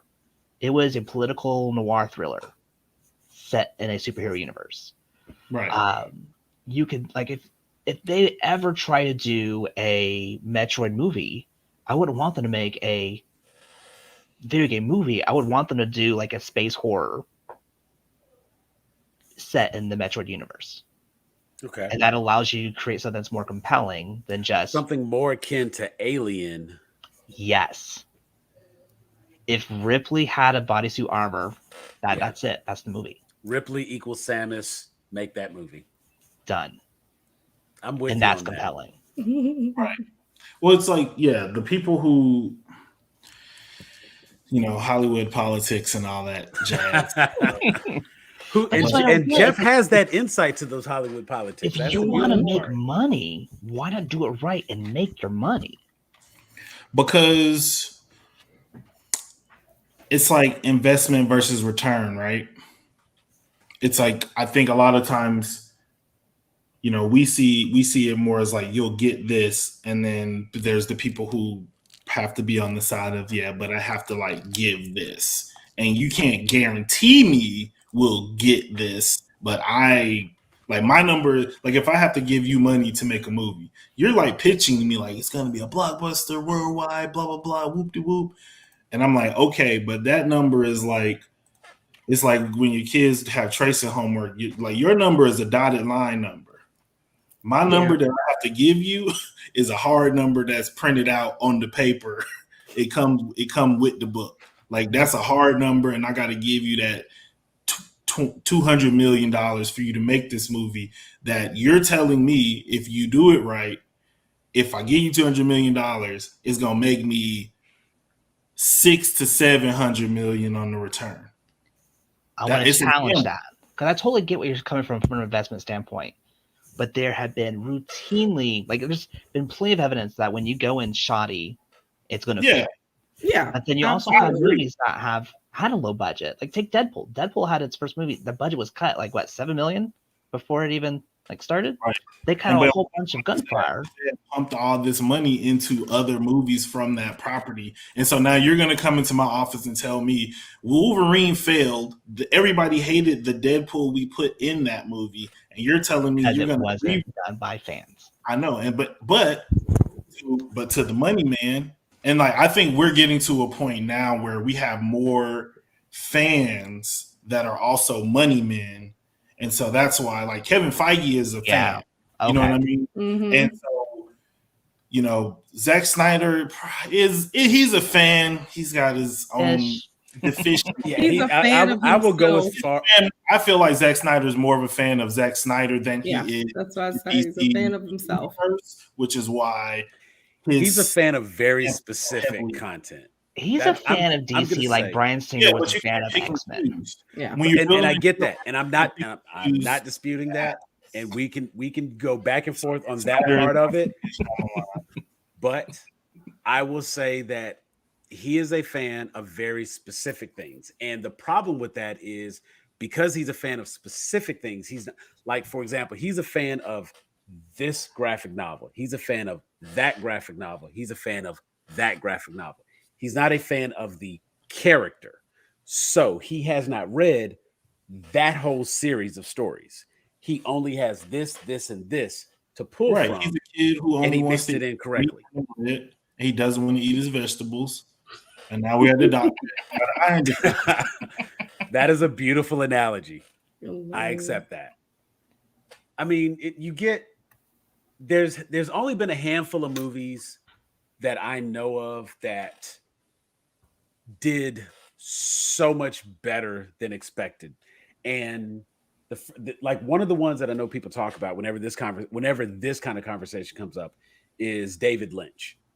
Eraserhead was like the cheapest movie made.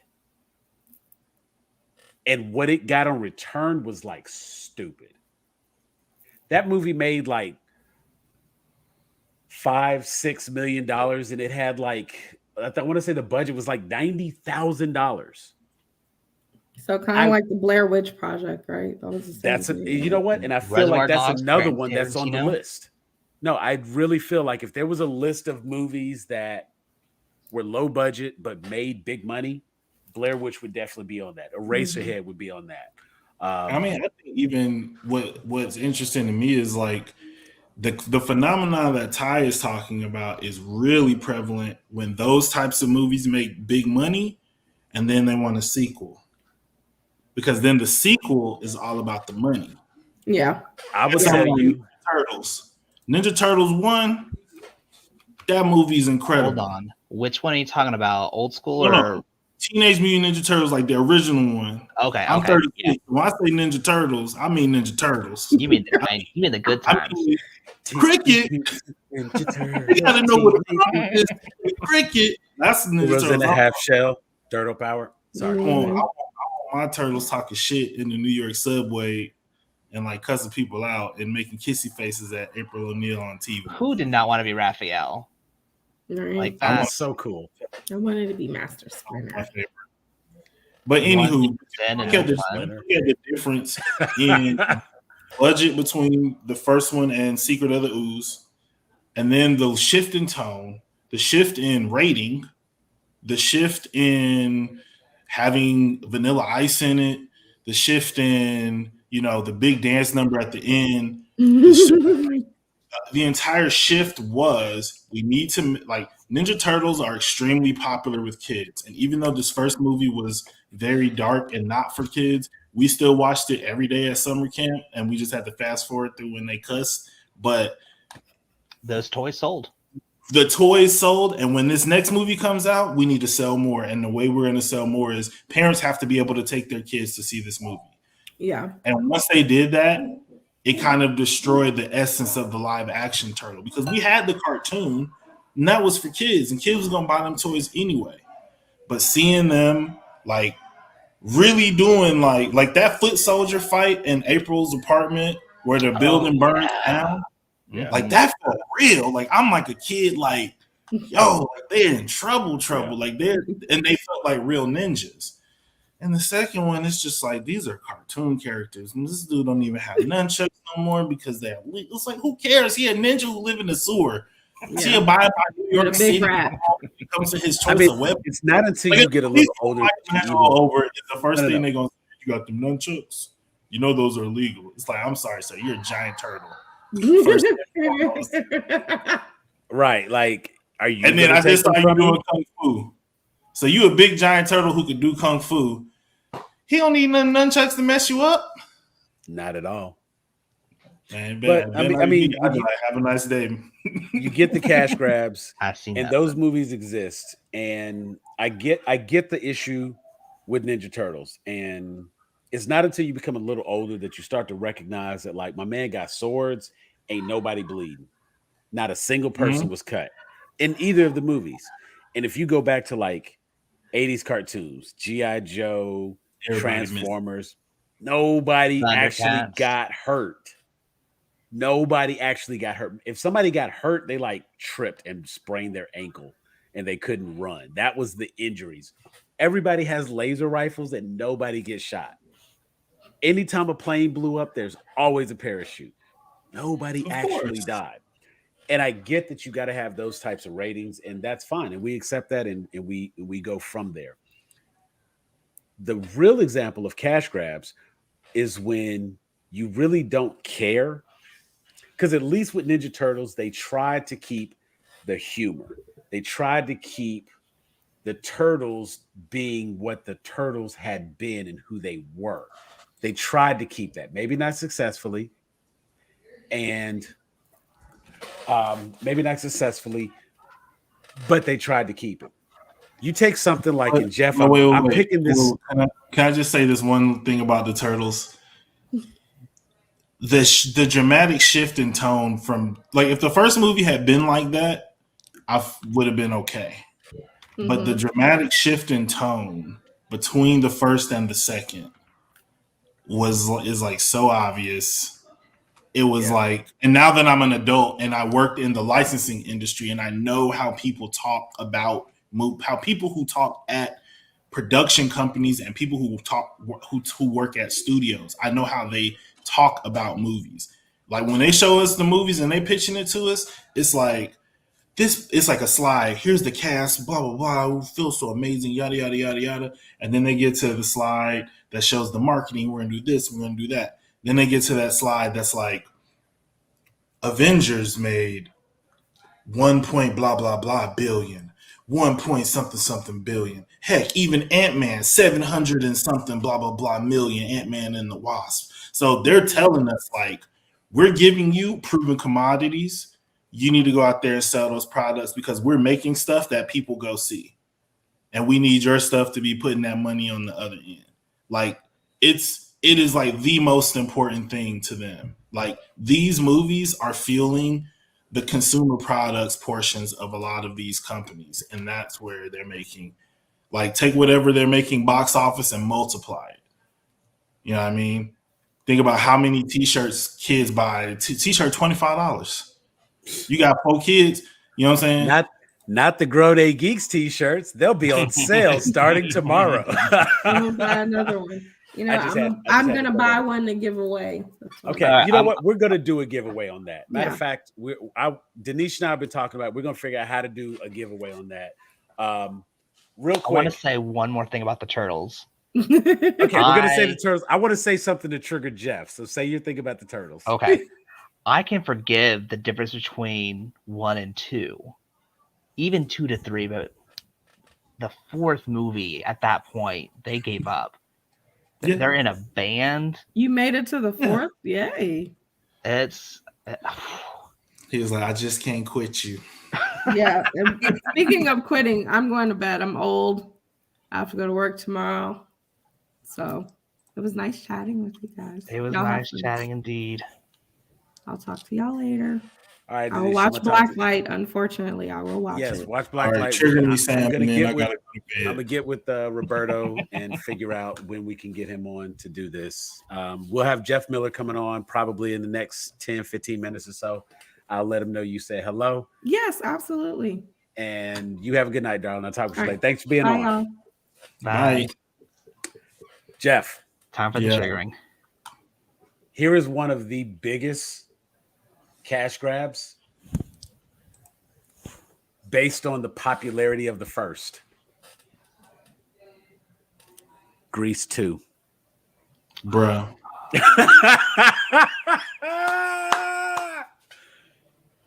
Grease 2. Yeah. Let me tell you why. Am I going to do this right now? Am I going to do this? I just wanted to trigger you. You said you had to go get you something to eat. No. Here's okay. Let me just say something. I want to get something off my chest about it. Okay. Get it off your chest. What you got to say? I get it. Musicals are lame. Cool, dude. Like, you're so cool and edgy for thinking musicals are not cool because, you know, people just breaking out in a random song is just not believable. But, like, you know, Captain Marvel, Captain America, and Superman, it's all that's all believable too. But you can't just like suspend the reality. So shout out to all the musical haters. I want to start with them first. Get them out the way. Who apparently never watched or enjoyed a Disney movie. So Yeah. let's just call it what it is. I'm just giving shout outs. I'm just giving shout outs. I'm with you. Also, I want to shout out to, TBS, whoever did the programming there as a child, for always showing Grease at 8:05 and Grease 2 at 10:05 when I was too young to stay up that late. And, you did it a lot. It was a lot of Friday nights. I was home as a kid. Grease 8:05, Grease 2, 10:05. 10 o'clock, grandma said, go to bed, gotta go to bed. And I've been building Grease 2 up. I said, Grease is amazing. They riding in cars. They flew off at a car together. They went to a carnival. They fell in love.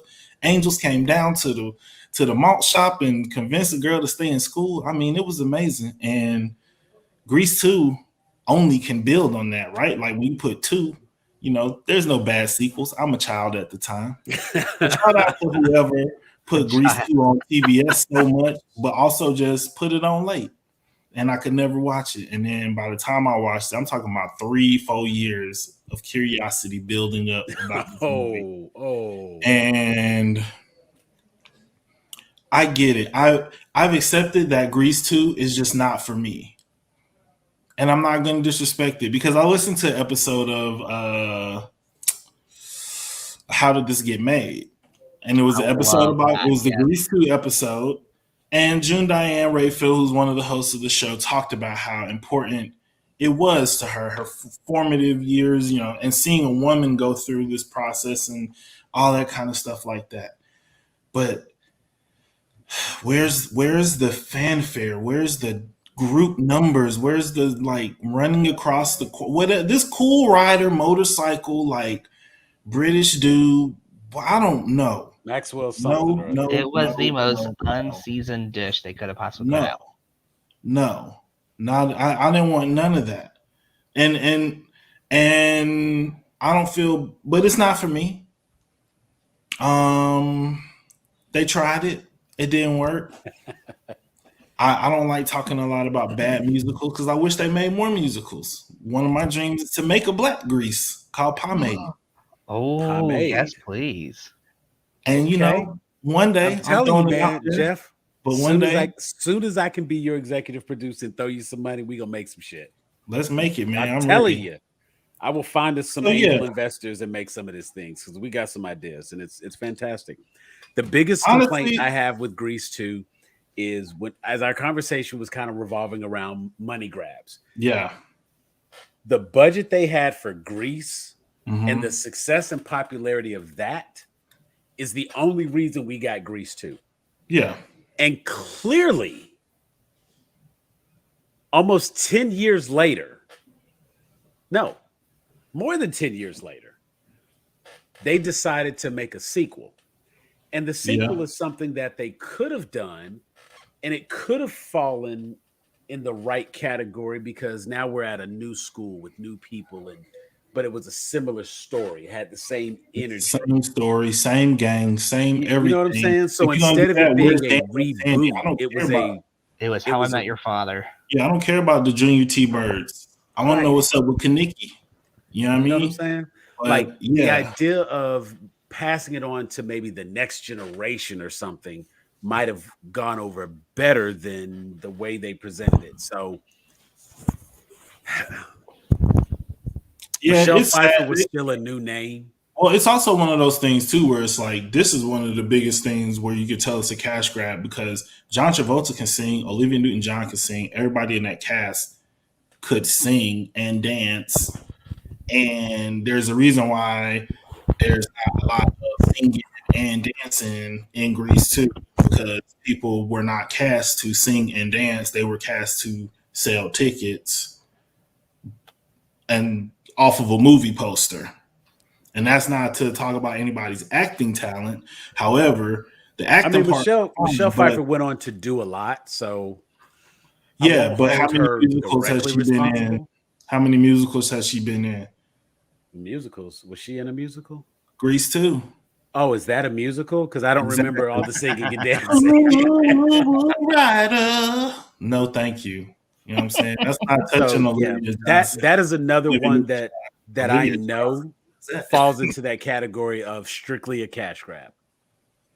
And I will respectfully agree, and I shall retire for the evening because I have some pasta with my name on it. Ty, I need to get you on therapy. We can talk about turtles if you want, or if there's something else you care more about, we can talk about that. I'm gonna try to see if I can get in touch with Joseph Wood. We may bring Joseph Wood on for the Flash. Yeah, let's everybody tag Joseph in this video so he can be on for the Flash. Joseph, we need you. All right, y'all. Peace. All right, take care, All right, man. We'll holler. Ty, we were talking about something a moment ago. We were talking about Arcane and how fans can really improve something. I'm going to bring a special guest on again tonight. He was here last week. We're going to bring him back. Mr. D&D himself, my friend, Jeff Miller. Jeff, what's going on, man? Hey, how's it going, y'all? Pretty good, man. Thanks for being here. So we are currently. I want to circle back to a conversation we were having a moment ago, and I swear to God, I can't wait till I'm in an actual studio and I'm just like bringing folks on because I have a whole talk show that's called Grown A Geeks and Weigh In Wednesdays. And Jeff, we're going to host our show on Sunday mornings. We've talked about it. Let me know when you're ready, bro. I know you got some groups going on and we just got to figure out a time that works for you. But if Sunday mornings work for you, I want to start our campaign. We'll get some people, we'll put it out to the group and figure out who wants to join in. We're not going to babysit. We're going to give them a day or so to figure it out. And first Sunday, we're going to do our zero campaign and we're going to roll it. Okay. All right. If you're with it, let me know. We'll make it happen. I will. I got to brush up on my Discord though. Okay. You know what? I feel like this works. This program I'm using right now seems to work very well. We might just run it here. Because I don't have to do live. I can record. We'll talk later about it, but I want to make that move. All right.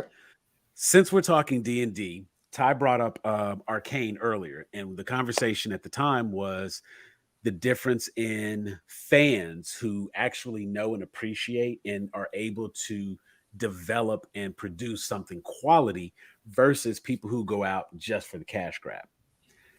It made me think of Vox Machina. I just watched that and I fucking loved it. Oh, I've watched Vox Machina. Jeff has watched Vox Machina. Like 3 or 4 times now, all the way through. There is nothing but praise for that show. Let me tell you how effective this TV show was.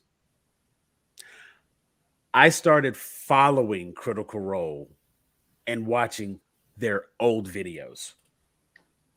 Now, I do want to give a disclaimer for anybody that watches the first season. Those first couple episodes are rough. They have audio issues, video issues, that kind of stuff. Those first couple of episodes of their YouTube. Right. Not the first couple episodes of Vox Machina. Vox Machina is pristine. Yes. That is a No, I agree. That is platinum. That is triple S rated. Okay. But the source material, Critical Role season 1, that it comes from, that's where they had just decided. It was like friends got together.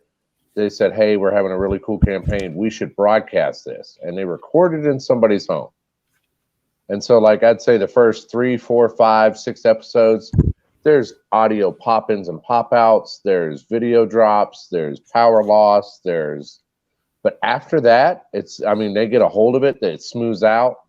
And then you watch the first season, and, it's intimidating because for those, you look at the time, and it's like 4 hours. But it flies by when you're watching it. I have done like 6-hour streams. They were gaming streams, but I've done them. And I have to say that it's like sometimes when you are in the moment of doing something that you enjoy, the time really does pass. And if you can find a situation or a scenario where you can pick up on that, if I'm driving, that is a perfect time for me to listen to a particular podcast. I know I got an 1.5-hour drive, or I got a 2-hour drive, I got an hour drive. I've gone through so many books on Audible when I used to have to drive to Atlanta. I live in Covington, Georgia. When I had to drive to Atlanta every morning, sit in that traffic, that 2-hour commute to and from, I went through so many books. I was buying books because I was running through my credits. And don't let the 4 hours scare you. It's a lot of content. And for those people who are really interested in getting to know D&D, hearing a good story, a good campaign, that's something there. Jeff, Ty, you all talk. I got to handle something. I'll be right back. I'm gonna go to the green room, but I'll be back. All right, we'll talk to you soon. So, what'd you think of Vox Machina, though? I fucking loved it. Like, we were actually just talking about Arcane and just how like beautiful this story was by fans set in this universe. And I love playing D&D. So to have this show that really depicted it, like there's plenty of times like, oh, they just rolled a 1. That's beautiful how they portrayed that. I thought the exact same thing.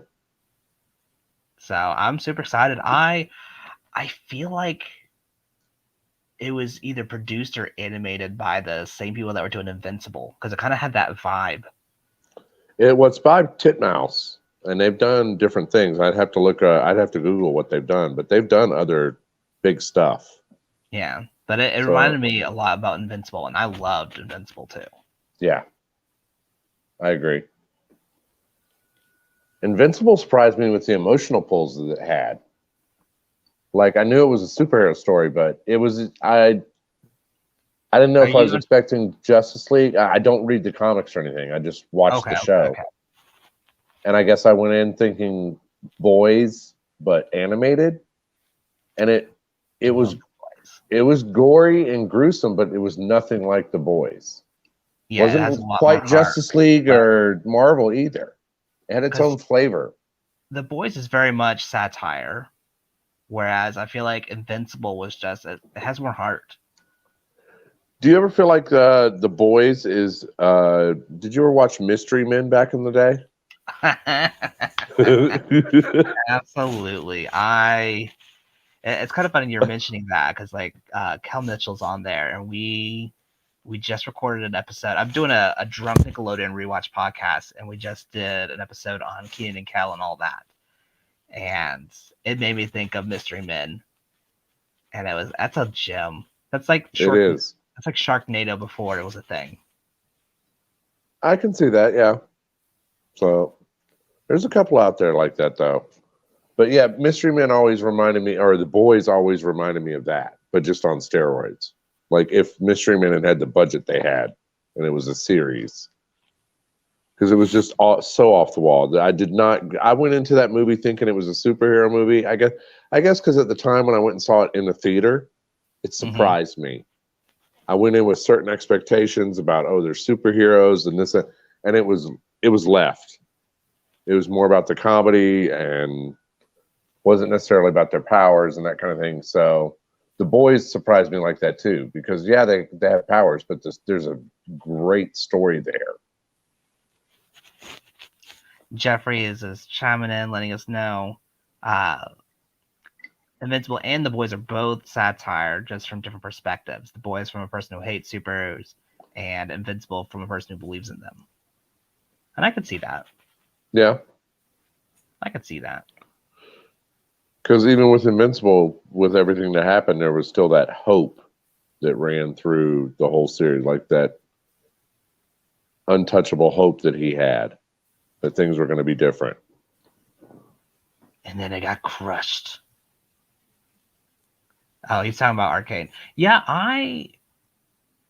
beyond Pixar, like, it's very hard to enjoy the 3D animation. So, like, there's The Dragon Prince on Netflix, which is done by the writer of Avatar: Last Airbender. And I love the story, but I could totally see how that animation was just kind of choppy almost. Yeah, it is weird. I watched a couple and I couldn't really stick with it. So, faint tithe. I just came in on the comment about his hope being crushed on Invincible. That was a meme in and of itself. Such a fantastic meme. But go ahead. I'm sorry, Miller. Go ahead. Continue. No, actually, you were talking about 3D animated ones. Did you ever watch Starship Troopers, the animated ones? Oh, Those were shit. done a long time ago, and they look really good. I think it's Starship Troopers Roughnecks. Used to come on like Sunday morning at 6:30. But they're animated, but they look amazing for the time frame they were produced in. So that was my first. That was before Pixar for me. That's what got me hooked, and then of course Toy Story and some of the other ones. Like I'm always in amazement. Jeffrey Taylor, I totally agree. Dragon Prince is fire, and it definitely did improve in season 2 as far as the animation. Wow, I can barely read those. I need glasses. Oh, well, if you go to because there's like private chat and there's comments. All-Star Smash Mouth, yeah. Oh no, I can see them. They're just tiny. I'm old. Hence the gray. Dragon Prince. Dragon Prince is good, but the animation to me, I don't know. It had this slidey, slick feel to it that I just couldn't get with at the time that I originally watched it. I've tried to pick it back up here and there. Well, I agree with Jeffrey Taylor that season 2 is definitely much more improved as far as animation. But no, I've been super. I think Jeffrey had a point that we now are having fans who are becoming the money people, and so they're willing to invest in products by fans because they're also fans themselves, and we're getting a surgence of just great content. Whereas otherwise it used to be a cash grab and it was awful. So Jeff Miller, I'm going to share this for you just because you mentioned it. I was able to find it, and we can do this kind of stuff because technology is fantastic. I'm going to see if I can bring this up, and we will take a look at this. You mentioned the animation. So this is Roughnecks, Starship Troopers Chronicles, a TV series from 99 to 2000. And 99 to 2000. Okay, so we have to go through the ad. We have to go right, through the commercial. That's okay. We're skipping the commercial. There we go. So this is Columbia TriStar. I remember them. So here's the animation. Unfortunately, you guys won't get audio, but you can look it up. You can Google search it. You can find it. And wow, I remember watching this every Sunday morning. And you know what's funny? For the time period, this looks. Remember the TV show Reboot? That's what I was thinking. I was just about to say that. It has that same digital animation that I got from Reboot, and that to me is.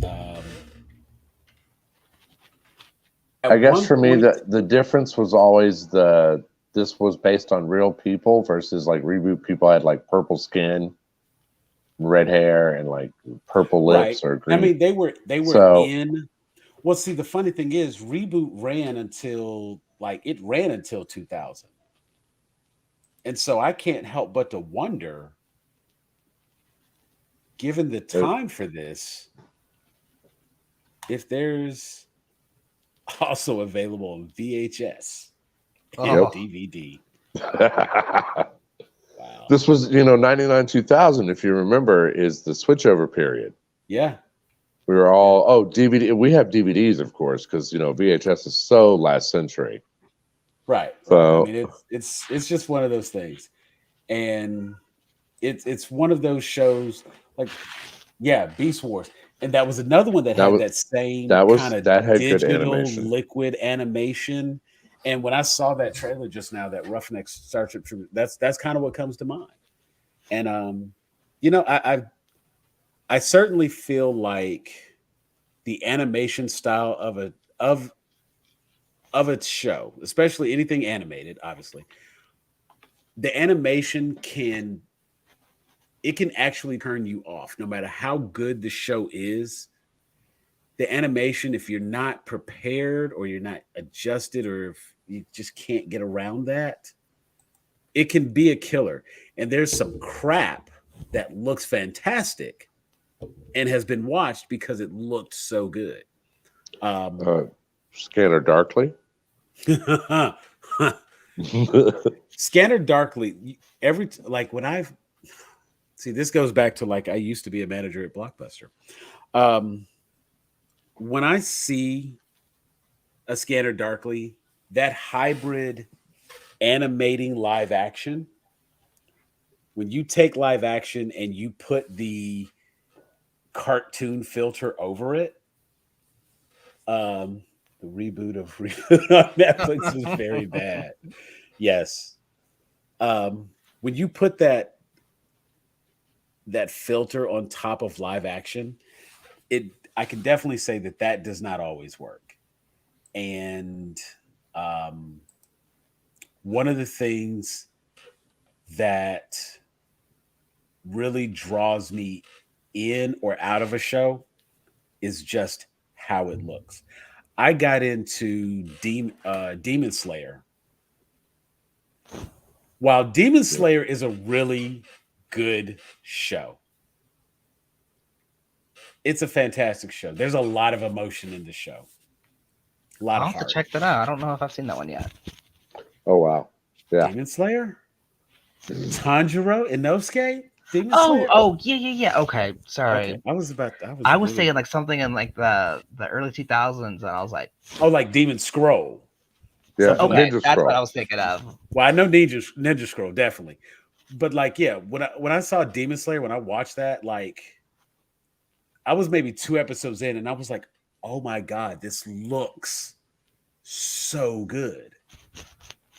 Where you take something as good as One Piece is, it looks clowny. Yeah, that was hard for me to get in. And we're about to get a comment from Jeffrey about Samurai Jack. There it is. I fucking love that series, but I can totally understand that the animation just seems cartoonish. If you go to, is it Gendy Tartakovsky? I can't say his name. I don't want to butcher it. I apologize. Gennady Tartakovsky. Yeah. His show Primal, I was actually okay with Primal looking like that, but I completely agree that animation style killed Samurai Jack. That could have been a much better show if it had been drawn better. It was a great show, even drawn the way it was. Show. So imagine if they had drawn that better. And it's kind of like, and honestly, there was a whole era of those shows on Cartoon Network at that time, because what comes to mind immediately is like Dexter's Lab, Cow and Chicken, Samurai Jack, Powerpuff Girls. Well, I know he did Dexter's Laboratory and Samurai Jack, correct? Correct. But he's not responsible for all of those shows, but the artistic requirement was lower. I'll offer a counterpoint on that. I think as time goes on, it's going to be almost iconic in its unique animation style. Powerpuff Girls, Samurai Jack, Dexter's Laboratory, like they're just very few retro and nothing more. That's the only thing that's going to happen with Fairly Odd Parents is another one, I guess, that has a similar art style to me. All of those have a very cartoony feel to it. Samurai Jack wasn't cartoony at all. It was a very it's going to be more of an era of animation, and like they're going to be like, oh, in the early 2004 to 2009, these shows. I agree, and that is my point. I do say that it is certainly it's an era thing, it's a period thing, because it wasn't like it was just one show that looked like that.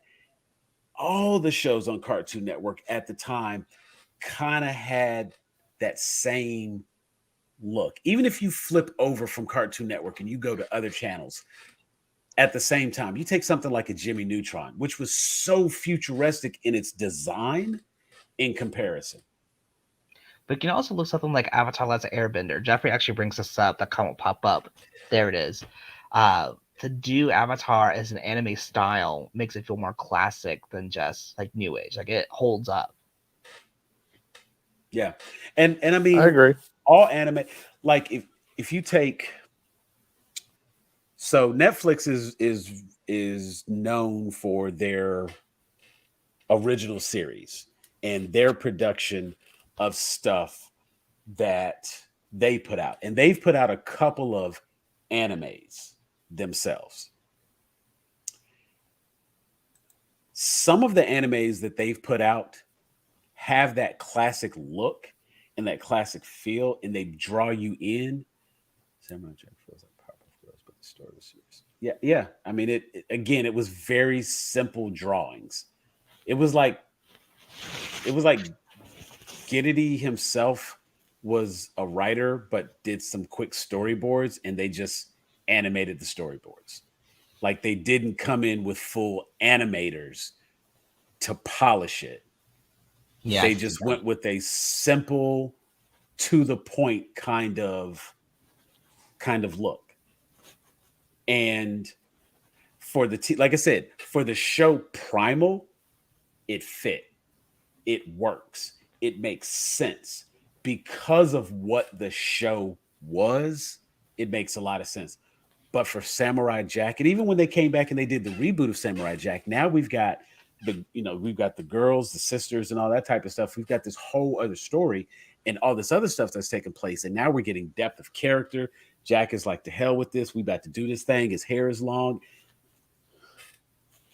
I was still kind of taken out of it because of the way it looked compared to what I was getting from the show.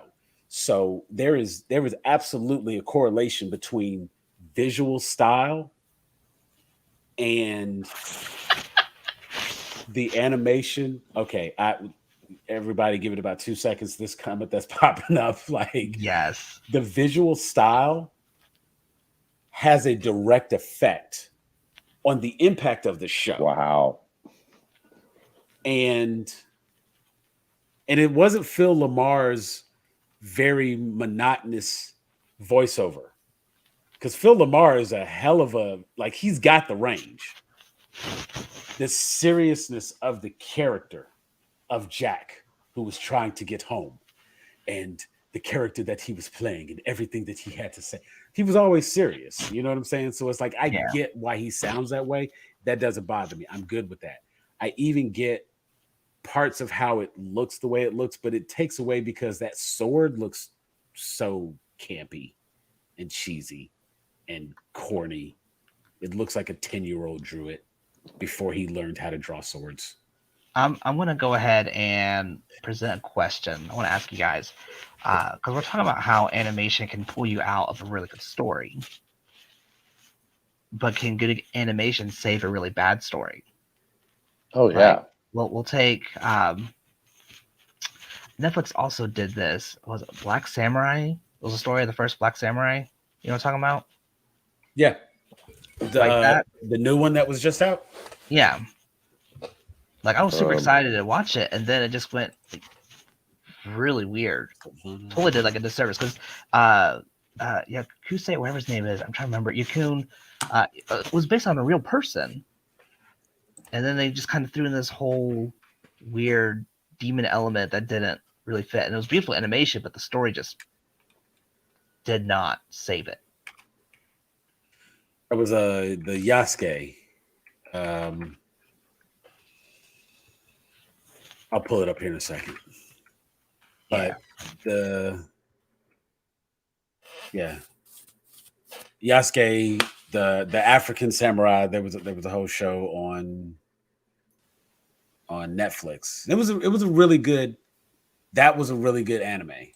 And I think a lot of what helped that was Svetlana. I want to thank you for that comment. I was not aware of that. Stating here that the animation style, the Meiji Japanese artwork, I did not know that. And maybe that explains, and maybe it's my lack of knowledge to be able to attach onto that. But is it your fault for not having that knowledge, or their fault for not explaining it? Right. Like, but even then, if they had told me that that's what they were doing, I got to watch some behind the scenes. Like, you can't tell me in the show that it's drawn like this because I'm not going to, like, you can't break the fourth wall like that in the show and make it make sense. I think we lost Jeff, but he's okay. He's back in. Okay, there he is.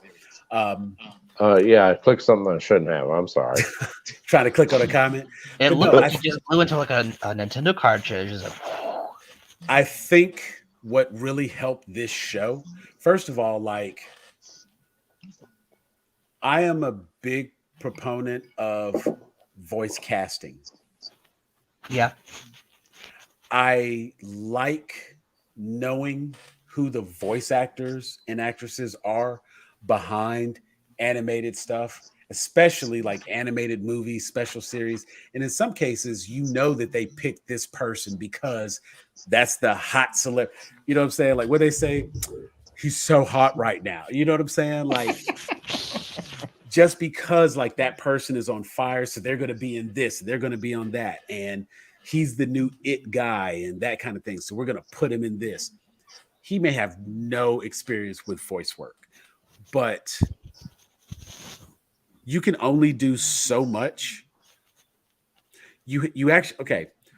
When you have to tell a story that's not revolving solely around action, when you have to try to portray emotion in animation, that can be difficult. And it is the job of the voice actor or actress to convey that emotion when animation can't always do that.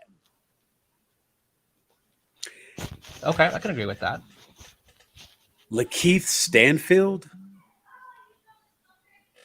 gave me the emotion I needed in this show. He gave me that tortured soul who's really just trying to go about his day to day. And that was the best part of the show. The animation style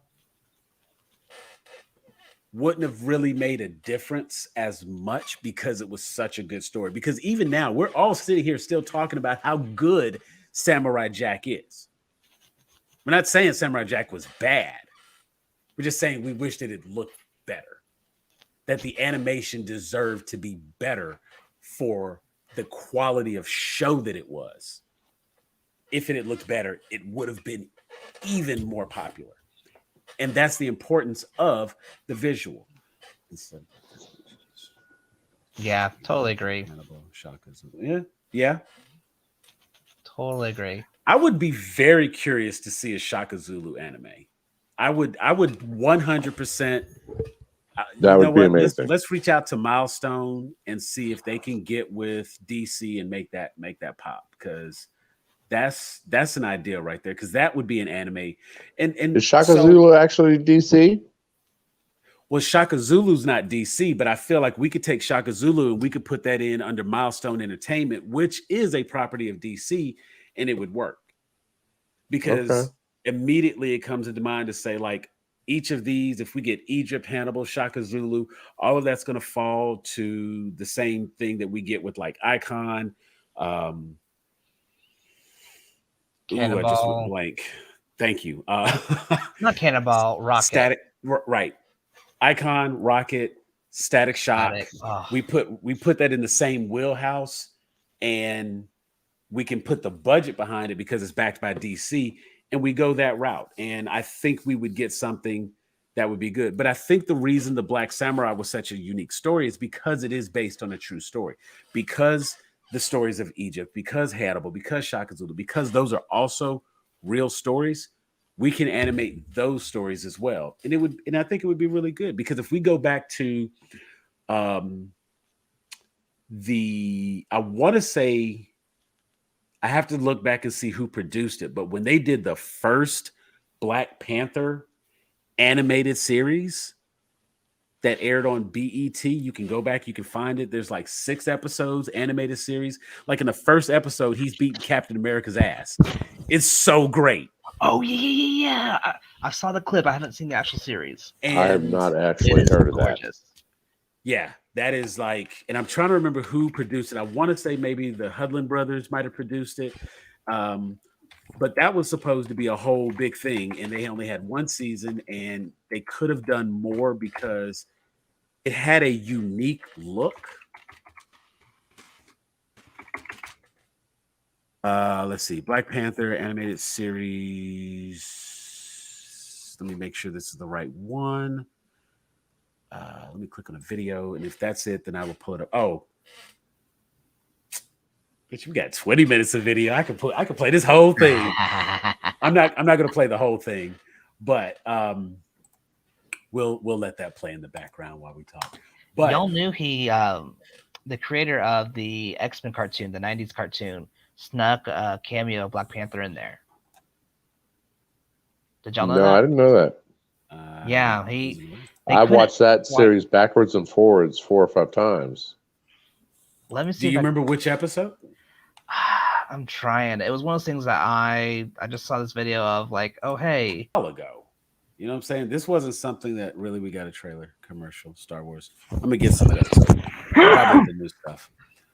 But I bought into the Mephisto. I was looking for signs everywhere when I was watching. So yeah, it won't surprise me. But I think as far as the council goes, it could be anything with the multiverse. Wait, did y'all see that? Because I don't think you saw that. That kick was beautiful. I just want everybody to see that one more time. How do you do a key up and a drop kick simultaneously? Did I skip it? I skipped it. I'm gonna go back because y'all got to see that. My man came up with a whole drop kick. Like, this is one of the best. So it's really one of those things, like, for anybody who wants to, like, try to get on, like, here's the feats.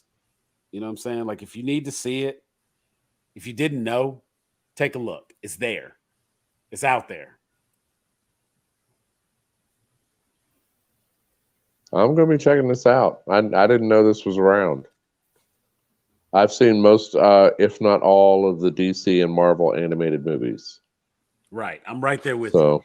Man, that's bringing me back again. Just how, if you have people writing, like if you took the people of the DC animated movies and let them write the actual live action movies, DC would be doing great. Say less. Oh, I know. I agree. Marvel has some good animated movies, but they're nothing compared to how much success they've had with their real movies. Whereas DC, the only ones I enjoy are the animated movies. So there have been so many good ones that they've done. So many. So yeah, and I mean, like, this is a whole series. There's multiple episodes. There's a lot of stuff happening. A lot of stuff you got to check out. Like I said, we're just going to kind of scrub through this. I wanted to get that fight scene up, but there's a lot of stuff. Check it out. You can find it. This is Marvel Knights Animation, Black Panther. That's a thing, and it's there. So, Ty. Yes. Jeff, first, let me ask you this. Jeff, have you seen the new trailer for Miss Marvel? yes. Are you Not familiar with the character Miss Marvel? A little bit. And I played the Marvel Avengers enough to know what's going on, at least. That is my experience with the character. So I don't want to sit here and try to pretend like I've picked up all her comic issues. I have digital downloads, so I did get them. I've read through many of them. And I was really, that was one of the few positives I had with the Marvel video game. Okay. The Kamala Khan the Kamala Khan angle, the way they portrayed the character, the accuracy of the portrayal of many of the characters. That was a plus for me for the game. Might have been the only plus. If I was to say, why did I play that? I had to find something positive. I love what they did with Kamala Khan. Past that, there's a whole other, like, we've already covered that. There's a whole episode of gag reviews on Marvel Avengers, so we're not going to do that here. Kamala Khan, Miss Marvel. Ty, what are your thoughts? I have a lot, because on one end, for those, if you watch the trailer, her powers, she's an Inhuman in the comics, right? But in this, they're showing her getting powers from her bracelets, maybe like the Negaton bracelets or whatever it could be. So they change how she does her powers. So instead of just she embiggens, she kind of creates kind of like an energy field that she can either use to form a fist or a shield. I was getting real Devil May Cry vibes. Yeah, and so like as far as the tone of the show, I think the tone is spot on and beautiful, and I'm excited about that. I'm left confused at how they portrayed her powers because it's either A, they're trying to like, we don't want to mess with Inhumans, or B, well, we're going to be bringing in Mr. Fantastic. If you're Marvel, would you want to separate from Inhumans? I mean, after that disaster movie / TV show they tried to do. The Agents of S.H.I.E.L.D.? Well, they have Agents of S.H.I.E.L.D. Or are you talking about the spinoff? And then they try to do like an Inhuman spinoff. Yeah, the spinoff was horrible. So I didn't finish the spinoff. I did watch all of Agents of S.H.I.E.L.D. though.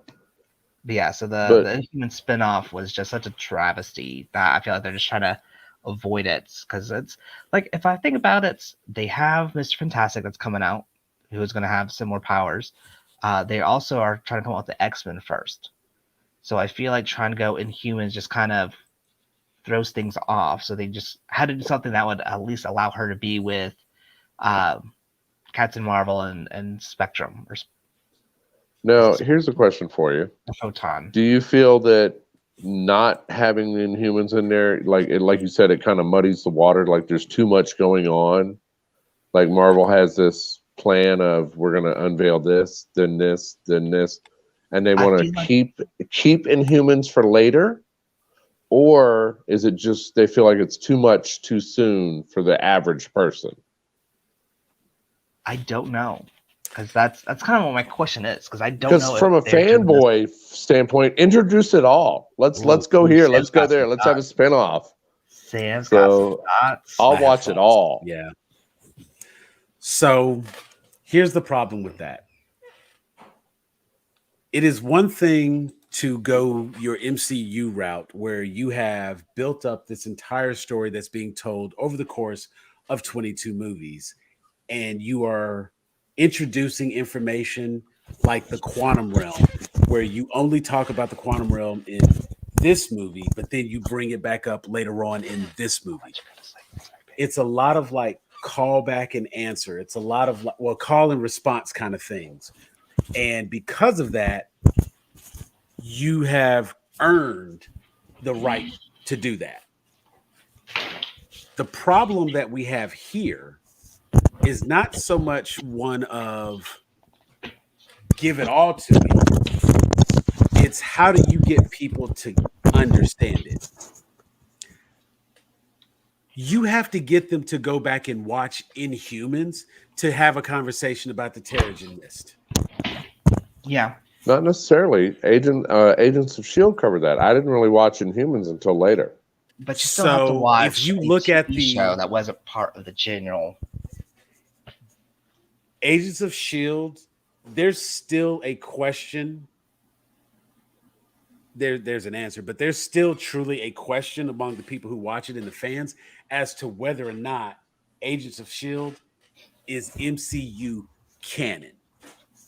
Yeah, I agree. There's a question as to whether or not the Netflix Marvel series is MCU canon. Well, they make it's Disney Marvel series now, right? Now, but the episodes that have been, when it was on Netflix, they make direct reference to the Battle of New York. They make direct reference to people coming out of the sky with hammers. You know, they do all that illusion. They hint towards things without saying things, almost like they didn't have the rights to say it. Because understand that Marvel Studios is different from Marvel. And when they make production and they do stuff, one hand doesn't always shake with the other. So when you introduce a character like Kamala Khan, you now have to, like, in a single show, in so many episodes, you have to introduce the character, explain her powers, define how she got them, break down the Terrigen Mist, cover the Inhumans. You have to find a reason for her to be on the show, find her villain, give her her growth, go through the entire hero's journey, which is going to be 10 episodes in and of itself. And you got to do all that. Or we make it a self-contained story that doesn't require integration to anything we don't want to rehash. It doesn't require integration to Inhumans. It doesn't require that you've watched all 22 movies in the MCU. We can tell a new story from here forward without having to do any backtracking. Because they know that they are moving forward and that we know it is not a question of if, it's just a question of when. We know that we're going to be getting the Fantastic Four eventually. But it didn't hurt the character in the comics. Because while her powers are similar to Reed Richards, they're not the same as Reed Richards. And the way she uses her powers, it's a different enjoyable. Her flavor's different. It's different because it's genuine. She's a kid who can do this thing. Where you have the world's smartest man who does things based on the theory of whether or not he could do them. You know what I'm saying? Like, he does more than just stretch. That's his power, but there's so much more that goes into his ability to stretch. You know what I'm saying? Like, his bones are damn near unbreakable. He doesn't take damage the same way. You know what I'm saying? Like, there's some other things, and that's where you have to, like, almost, you got to get your fanny pack and your flip-flops and pull out your ponytail to really appreciate it. But you get into, like, what the character of Reed Richards is, and to say that Kamala Khan has the same powers, I'm looking at you like, okay, that is a disservice on my part. I recognize. But I try to make it a point not to get into that whole gatekeeping part, because on the surface, and see, this is what we talk about on therapy. They're not making Miss Marvel for me, the comic fan. They're making Miss Marvel for everybody to come and watch and buy Miss Marvel product. If she stretches, doesn't that guy from the Fantastic Four stretch? It is the same power. And the visual that most people are going to catch on, it's the same power. You're going to get that meme from The Office. It's the same picture. You know what I'm saying? You can't get into the nuances of what Reed Richards is and what Kamala Khan is until you have them on the same page. And he's like, oh, you can stretch that as cute. Because when we get our Plastic Man movie, if DC ever gets off their ass and does it, right, we're going to see what stretching can do. You know what I'm saying? It's so much more than like, oh, I can. It's like literally you can make any physical. Okay.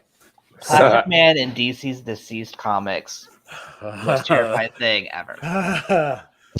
So I would almost argue that the physics behind DC and Marvel's stretching power are different, though, in general. It is, but and that's one of those times where I appreciate the way they each did it, because they gave us different perspective of the same thing. That is literally at two sides of the same coin, giving us what Plastic Man can do versus what Reed Richards can do. This is when you have no filter, and this is when you are the world's smartest man. So my question still stands. With them changing how they're presenting her powers, do you think that is going to help or hurt? Like, is that going to be a point of contention for fans? It's like, I see where they're going, and as long as they stay true to her character, I'm going to be fine. Well, here's my one issue with it is that, all right, so they've decided to make her not Inhuman. It's going to be her bracelets, or it's going to be this electro energy she suddenly has. All right, 5-10 years down the road, there's an Inhuman series that actually does well, unlike the one that was on ABC. That then like cross canon to me, like she was an Inhuman to begin with. Are they going to bring her back in? So it makes me wonder. The question I have is, are they not planning on introducing Inhumans for a while now? Well, if they're bringing in the X-Men, it doesn't make sense to bring in Inhumans as well. I feel like that's just going to confuse the average viewer. And it goes back to that average viewer part. I feel like doing this means that Inhumans, if ever, are at least 5 to 10 years off.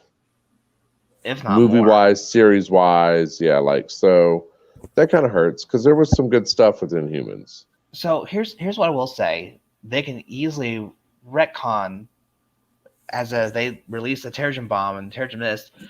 Suddenly now, like, she's in the cocoon and she comes out and she has her powers and she doesn't need the bracelet. So I mean, they can make it work. Yeah. But in my opinion, it's either they're trying to stay away. Are they going to go the route of Thor, that he has the power, that it's not the hammer? The hammer was the limiter, something along those lines. That the bracelets are containing her power and giving her an opportunity to focus it until such time as she learns to control said power. Jean Grey and her mental shield. And we'll come to understand that she actually has the power herself. The power didn't come through the bracelets. That was just how she was able to initially manifest those powers. It's you could always retcon it. It's a lot of different ways, but the fact that it's like, for me, the big issue is that the idea of the Marvels is that she's like the ultimate fangirl. Yes.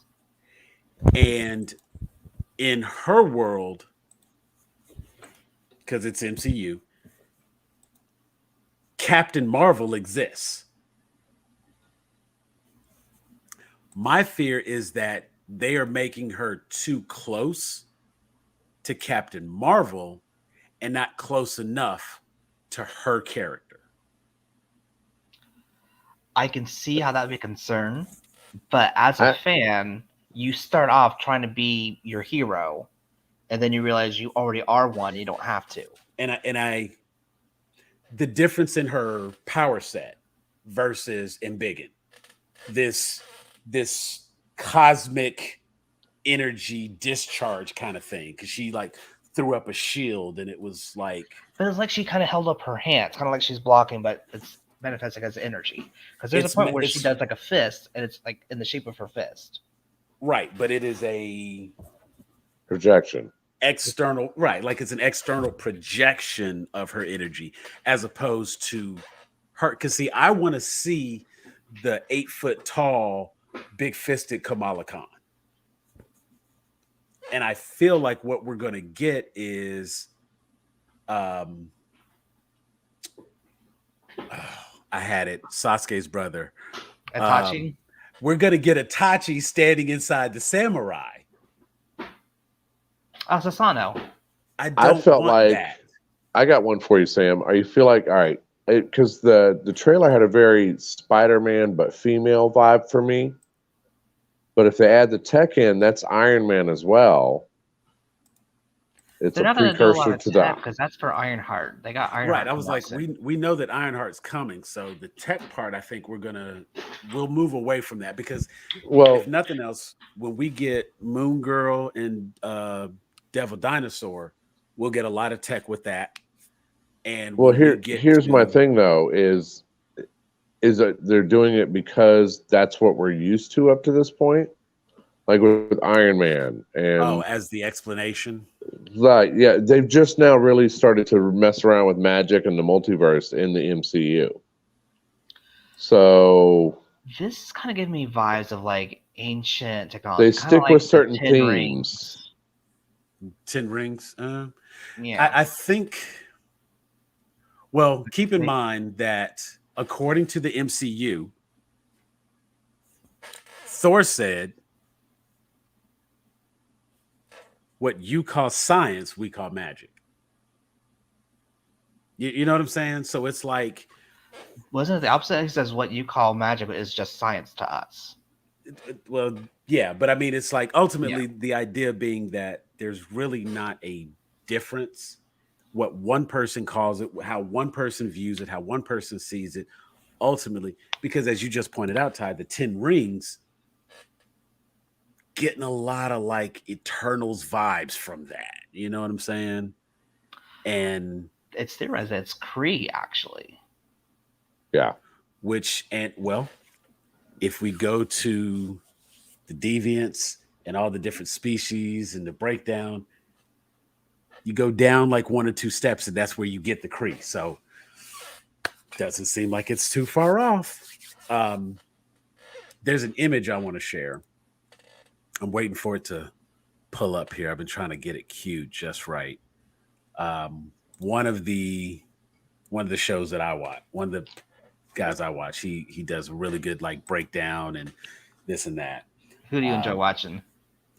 This is Screen Crush with Ryan Airy. I haven't seen that one yet. I'm a big fan. I love Screen Crush. I usually do Dope Spill Comics or Comics Explained with Rob. Yeah. Now I'm a big fan of Comics Explained. Anytime I need to catch up and know the story of something.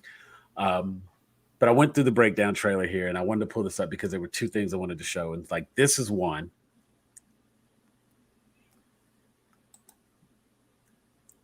Yeah, and that one, it looked like she was in Biggin. It's gonna be an extension, but see here where we have those external versions, and it could even go as far as to say, here's the other thing there.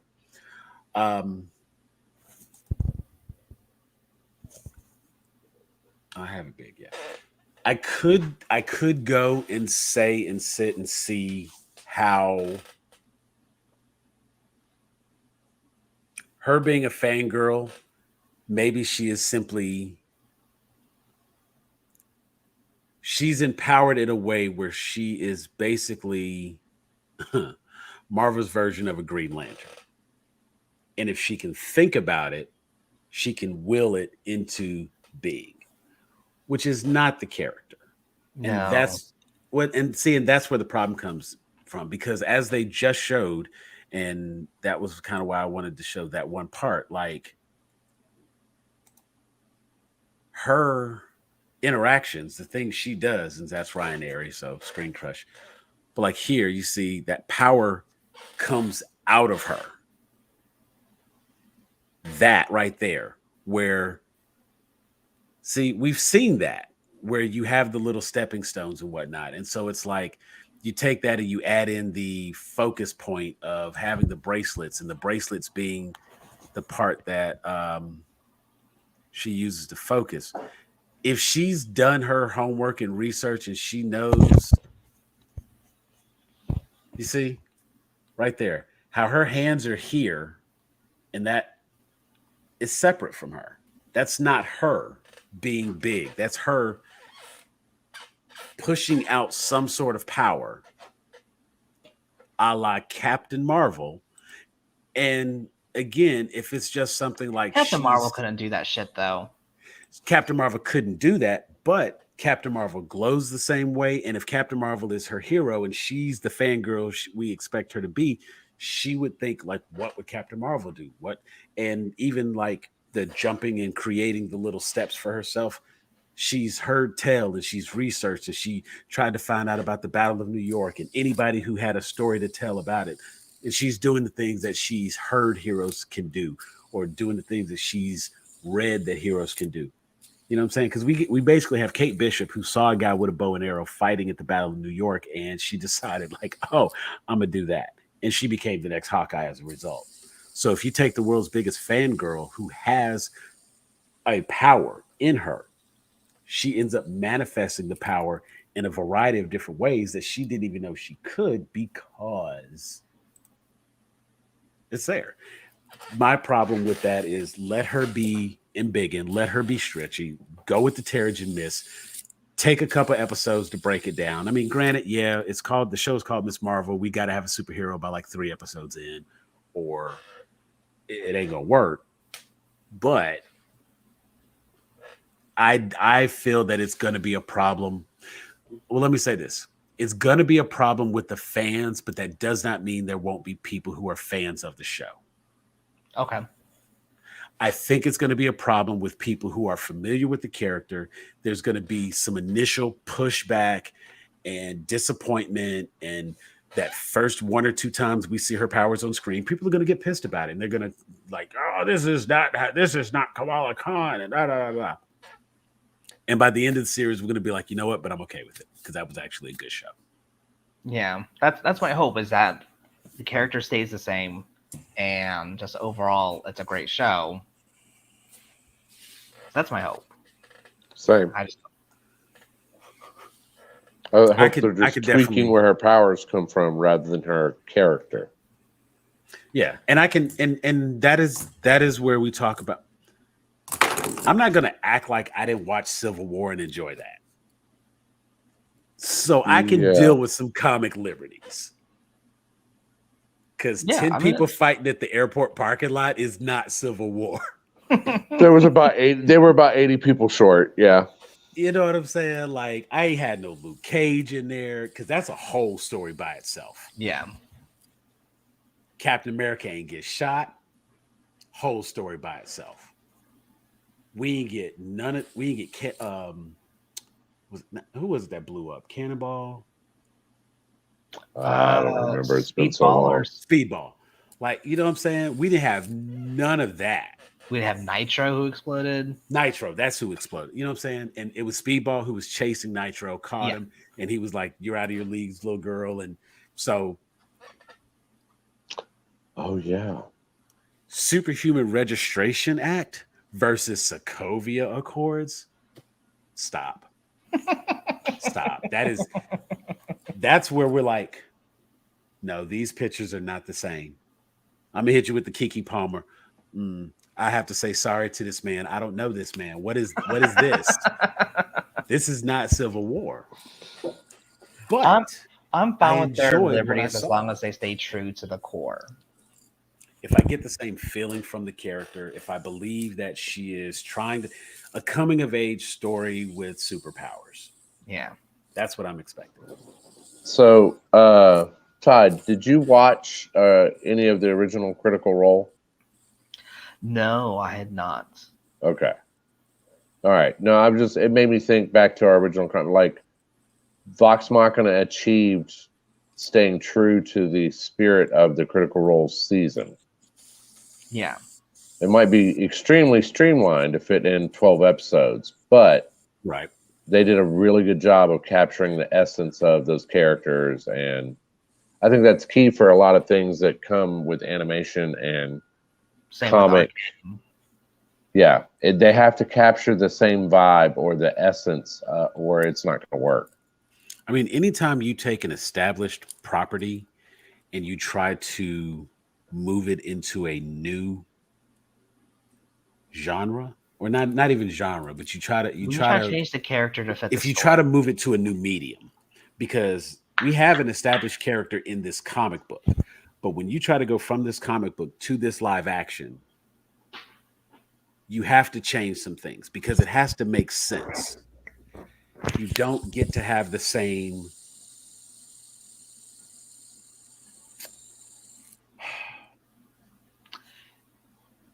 You don't get to use your freedom to disrespect the character. It's the difference between Bugs Bunny and Rugrats. Where are you going with this? Yeah.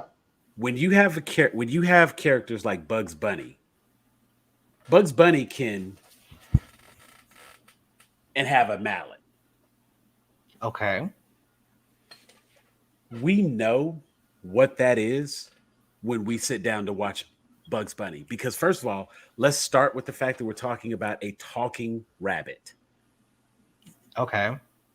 I'm following you so far. I'm trying to see where Rugrats comes in. We're already outside of the wheelhouse of what is supposed to happen. Okay. When you have a comic book, your comic book is your Bugs Bunny. You can do pretty much whatever in a comic book because it's drawn and we go into it thinking, is just a comic book. It's pictures. It's colorful. It's pretty. It's a comic book. The moment you do live action, it's Rugrats. Now we're trying to see it from the perspective of how babies see it, but they're human babies. Okay. So Tommy Pickles can't just reach back here and pull out a ballot. We're not going to accept that. Okay, so it's just based in reality. That's okay. The level of realism.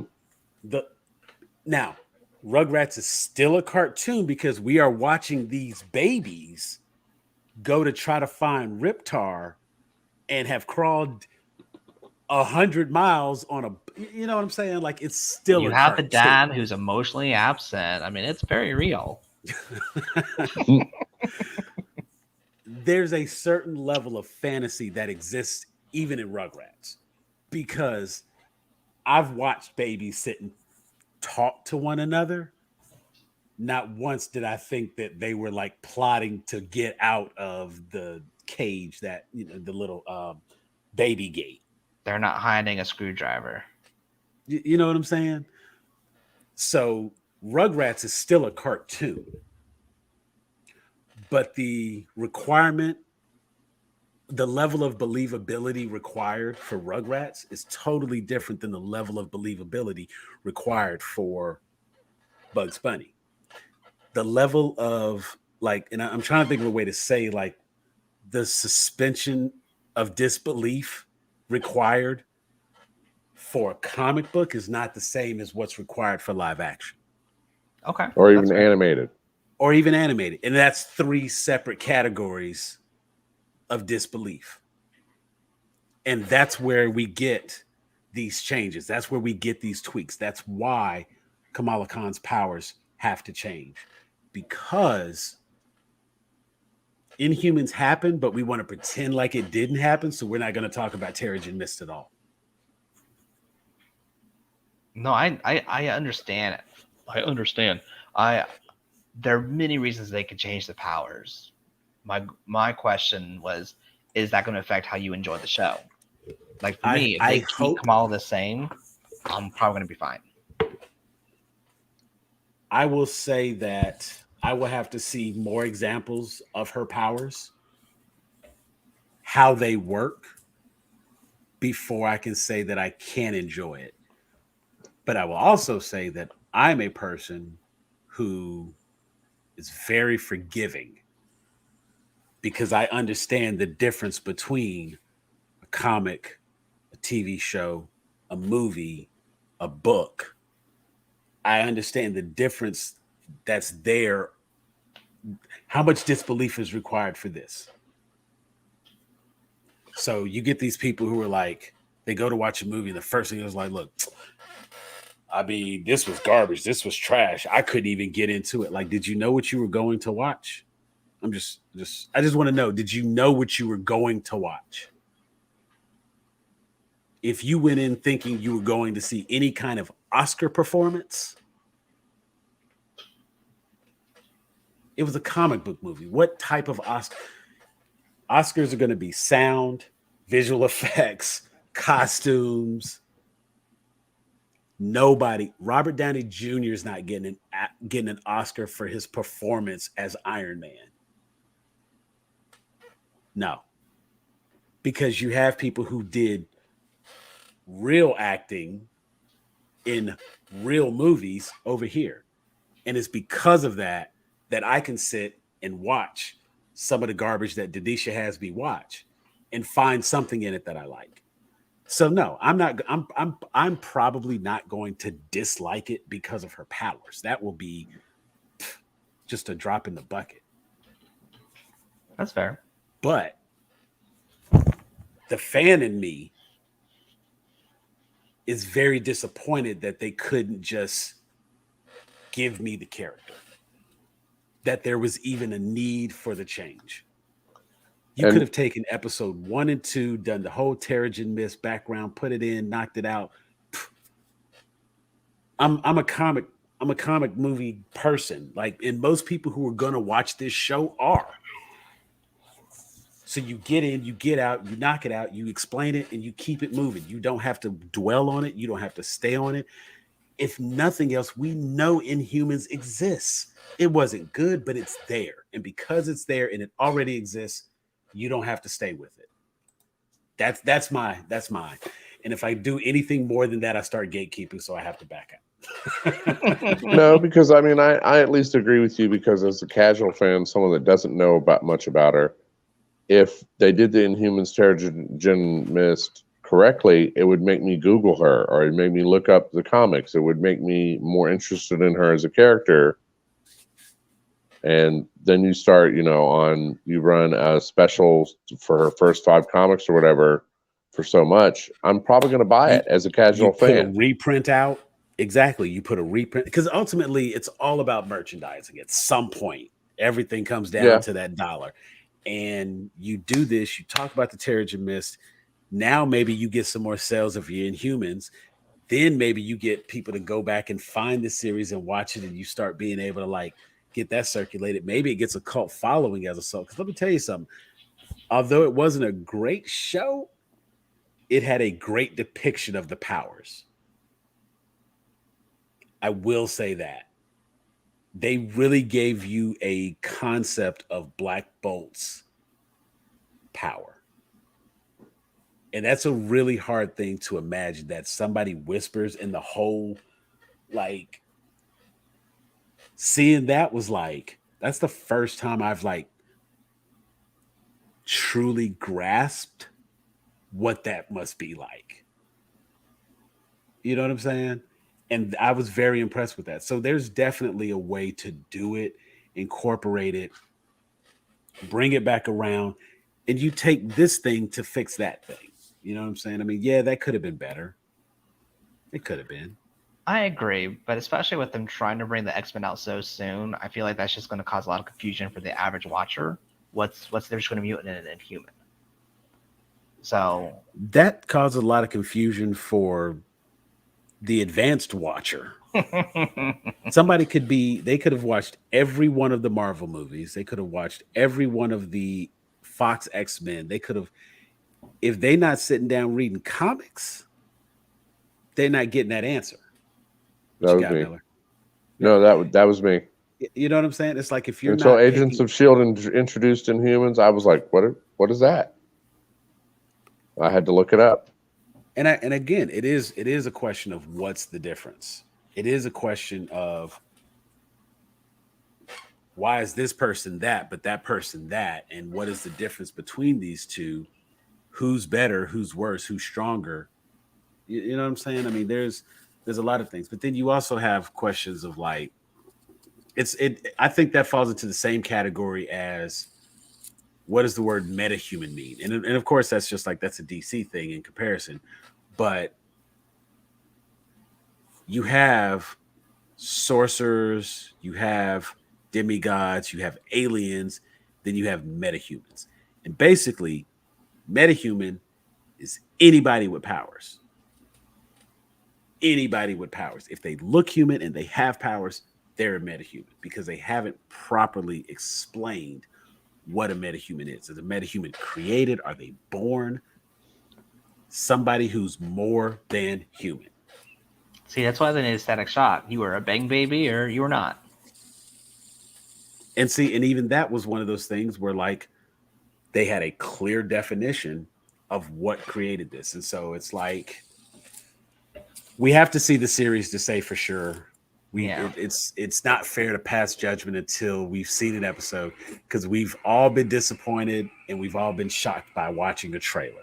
The trailer is just to do this, to make a conversation and get you interested and draw you in one way or the other.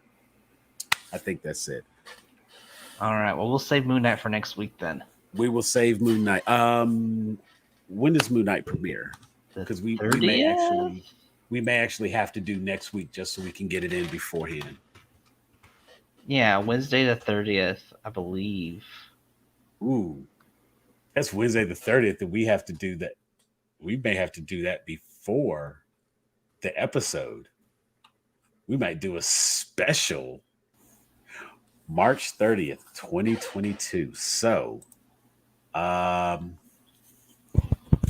So then, do Yeah. we want to do a weigh-in Wednesday on that Wednesday to talk about the first episode, or do we want to do it on Tuesday to talk about the hype and get people ready? you know what? I am good with doing a weigh-in Wednesday. We'll post the spoiler warning in the tag, and we will try to keep it spoiler free. But I think weigh-in Wednesday after the episode. Okay, So let's do it. we may come in a little later. What time will that air? That'll probably air like that morning. So everybody should be able to have it watched by. We'll shoot for 9 o'clock. I like 9 o'clock as a time. Yeah, I'm with it. So we'll try to come back and do weigh-in Wednesday next week at 9. Ready to talk some Moon Knight, and we'll have that first episode in to let us know if our expectations were met, surpassed, not met. Damn it, Ty! Now you got me excited. We're a week out, and I'm just like, ooh, because it's crazy. Because that actually goes against our own rules as far as spoiler. If it premieres on that Wednesday, actually, you know what? That's a TV show. I may have to go back and reread my own rules. I want to say 24 hours. So TV show, that would be same day. We may have to do spoiler free. And we can literally just talk about, like, dude, like, this is what I loved. Like, I fucking loved it. I wish they could have done something differently. I have to do spoiler free reviews all the time. So not just the ones that are on our YouTube channel. But I always have people come up to me and ask me like, "Oh, did you watch that?" So I mean, yeah, I'm totally good to do a spoiler free. Hey, Jeff, I want to thank you for hopping on tonight, man. I really appreciate it. You've been a wonderful moderator in the time that you've come in. Everything has been great. Ty, thank you. When is your next episode of Whiskalodian? Second episode actually dropped Tuesday, so we got 2 episodes out now. 2 episodes out now. All right. Put a single post in the group. I will pin it. Thank you so much. I'm looking forward. I want to check that out again. Whiskalodian, where we apparently sit back, watch old Nickelodeon shows, and have some drinks. I look forward to being on an episode of that because that's 2 things I like to do. Watch cartoons. Spoiler alerts. We're recording this Sunday. It'll probably be the 8th episode, but we are covering Good Burger. I'm sure I could get something to mix with my orange soda. Actually, it's funny you mentioned that because the cocktail I'm making is an orange spiced highball. So it's like whiskey, and then like I'm making a orange cinnamon carbonated drink to go with it, and I just make a little whiskey highball out of that. Interesting. That sounds like that is right in my wheelhouse right there. That is very much my kind of show. So yeah, Whiskalodian, check that out. Jeff and I are going to hammer out the details on our gag D&D, but we're going to be doing something real soon. He's getting himself set up there. I love the background. I love the whole series there. Check them out. That's what I'm talking about. People, they came in, they came prepared. They ready to play. We not playing with y'all. Grown A Geeks doing that thing this year. We want to thank everybody who made it through the 3-hour mark to this point. This was our live show. This was our weigh-in Wednesdays. Check us out on Wednesdays. I think I'm going to try to keep around the 8 o'clock, 9 o'clock hour. So we can run it a little long, give us some time. We had a couple of admins on tonight, and we open it up to those of you who join us and watch us and see the things we have to say. I want to thank everybody for the comments and everything they had to say tonight. Be sure to check our merch page coming up because I am going to be running a big sale. If you don't have cool merch, you will be able to get cool merch here very soon because I'm going to put everything at like cost. Just so everybody can have their own Grown A Geek shirt. And I want to make it because I really just want to, rep the brand more so than make money. It was never about making money. It was about having some cool stuff out there. So we thank you guys for Ty, for Jeff, for myself, for Jeff Miller, who's here, for Jeff Taylor, for Jeffrey Taylor, who was here earlier, for Denisha, who was here earlier, For all the admins and the staff and everybody, we want to thank you for watching. We hope you've enjoyed it. We are Grown A Geeks, and we are out of here. Peace.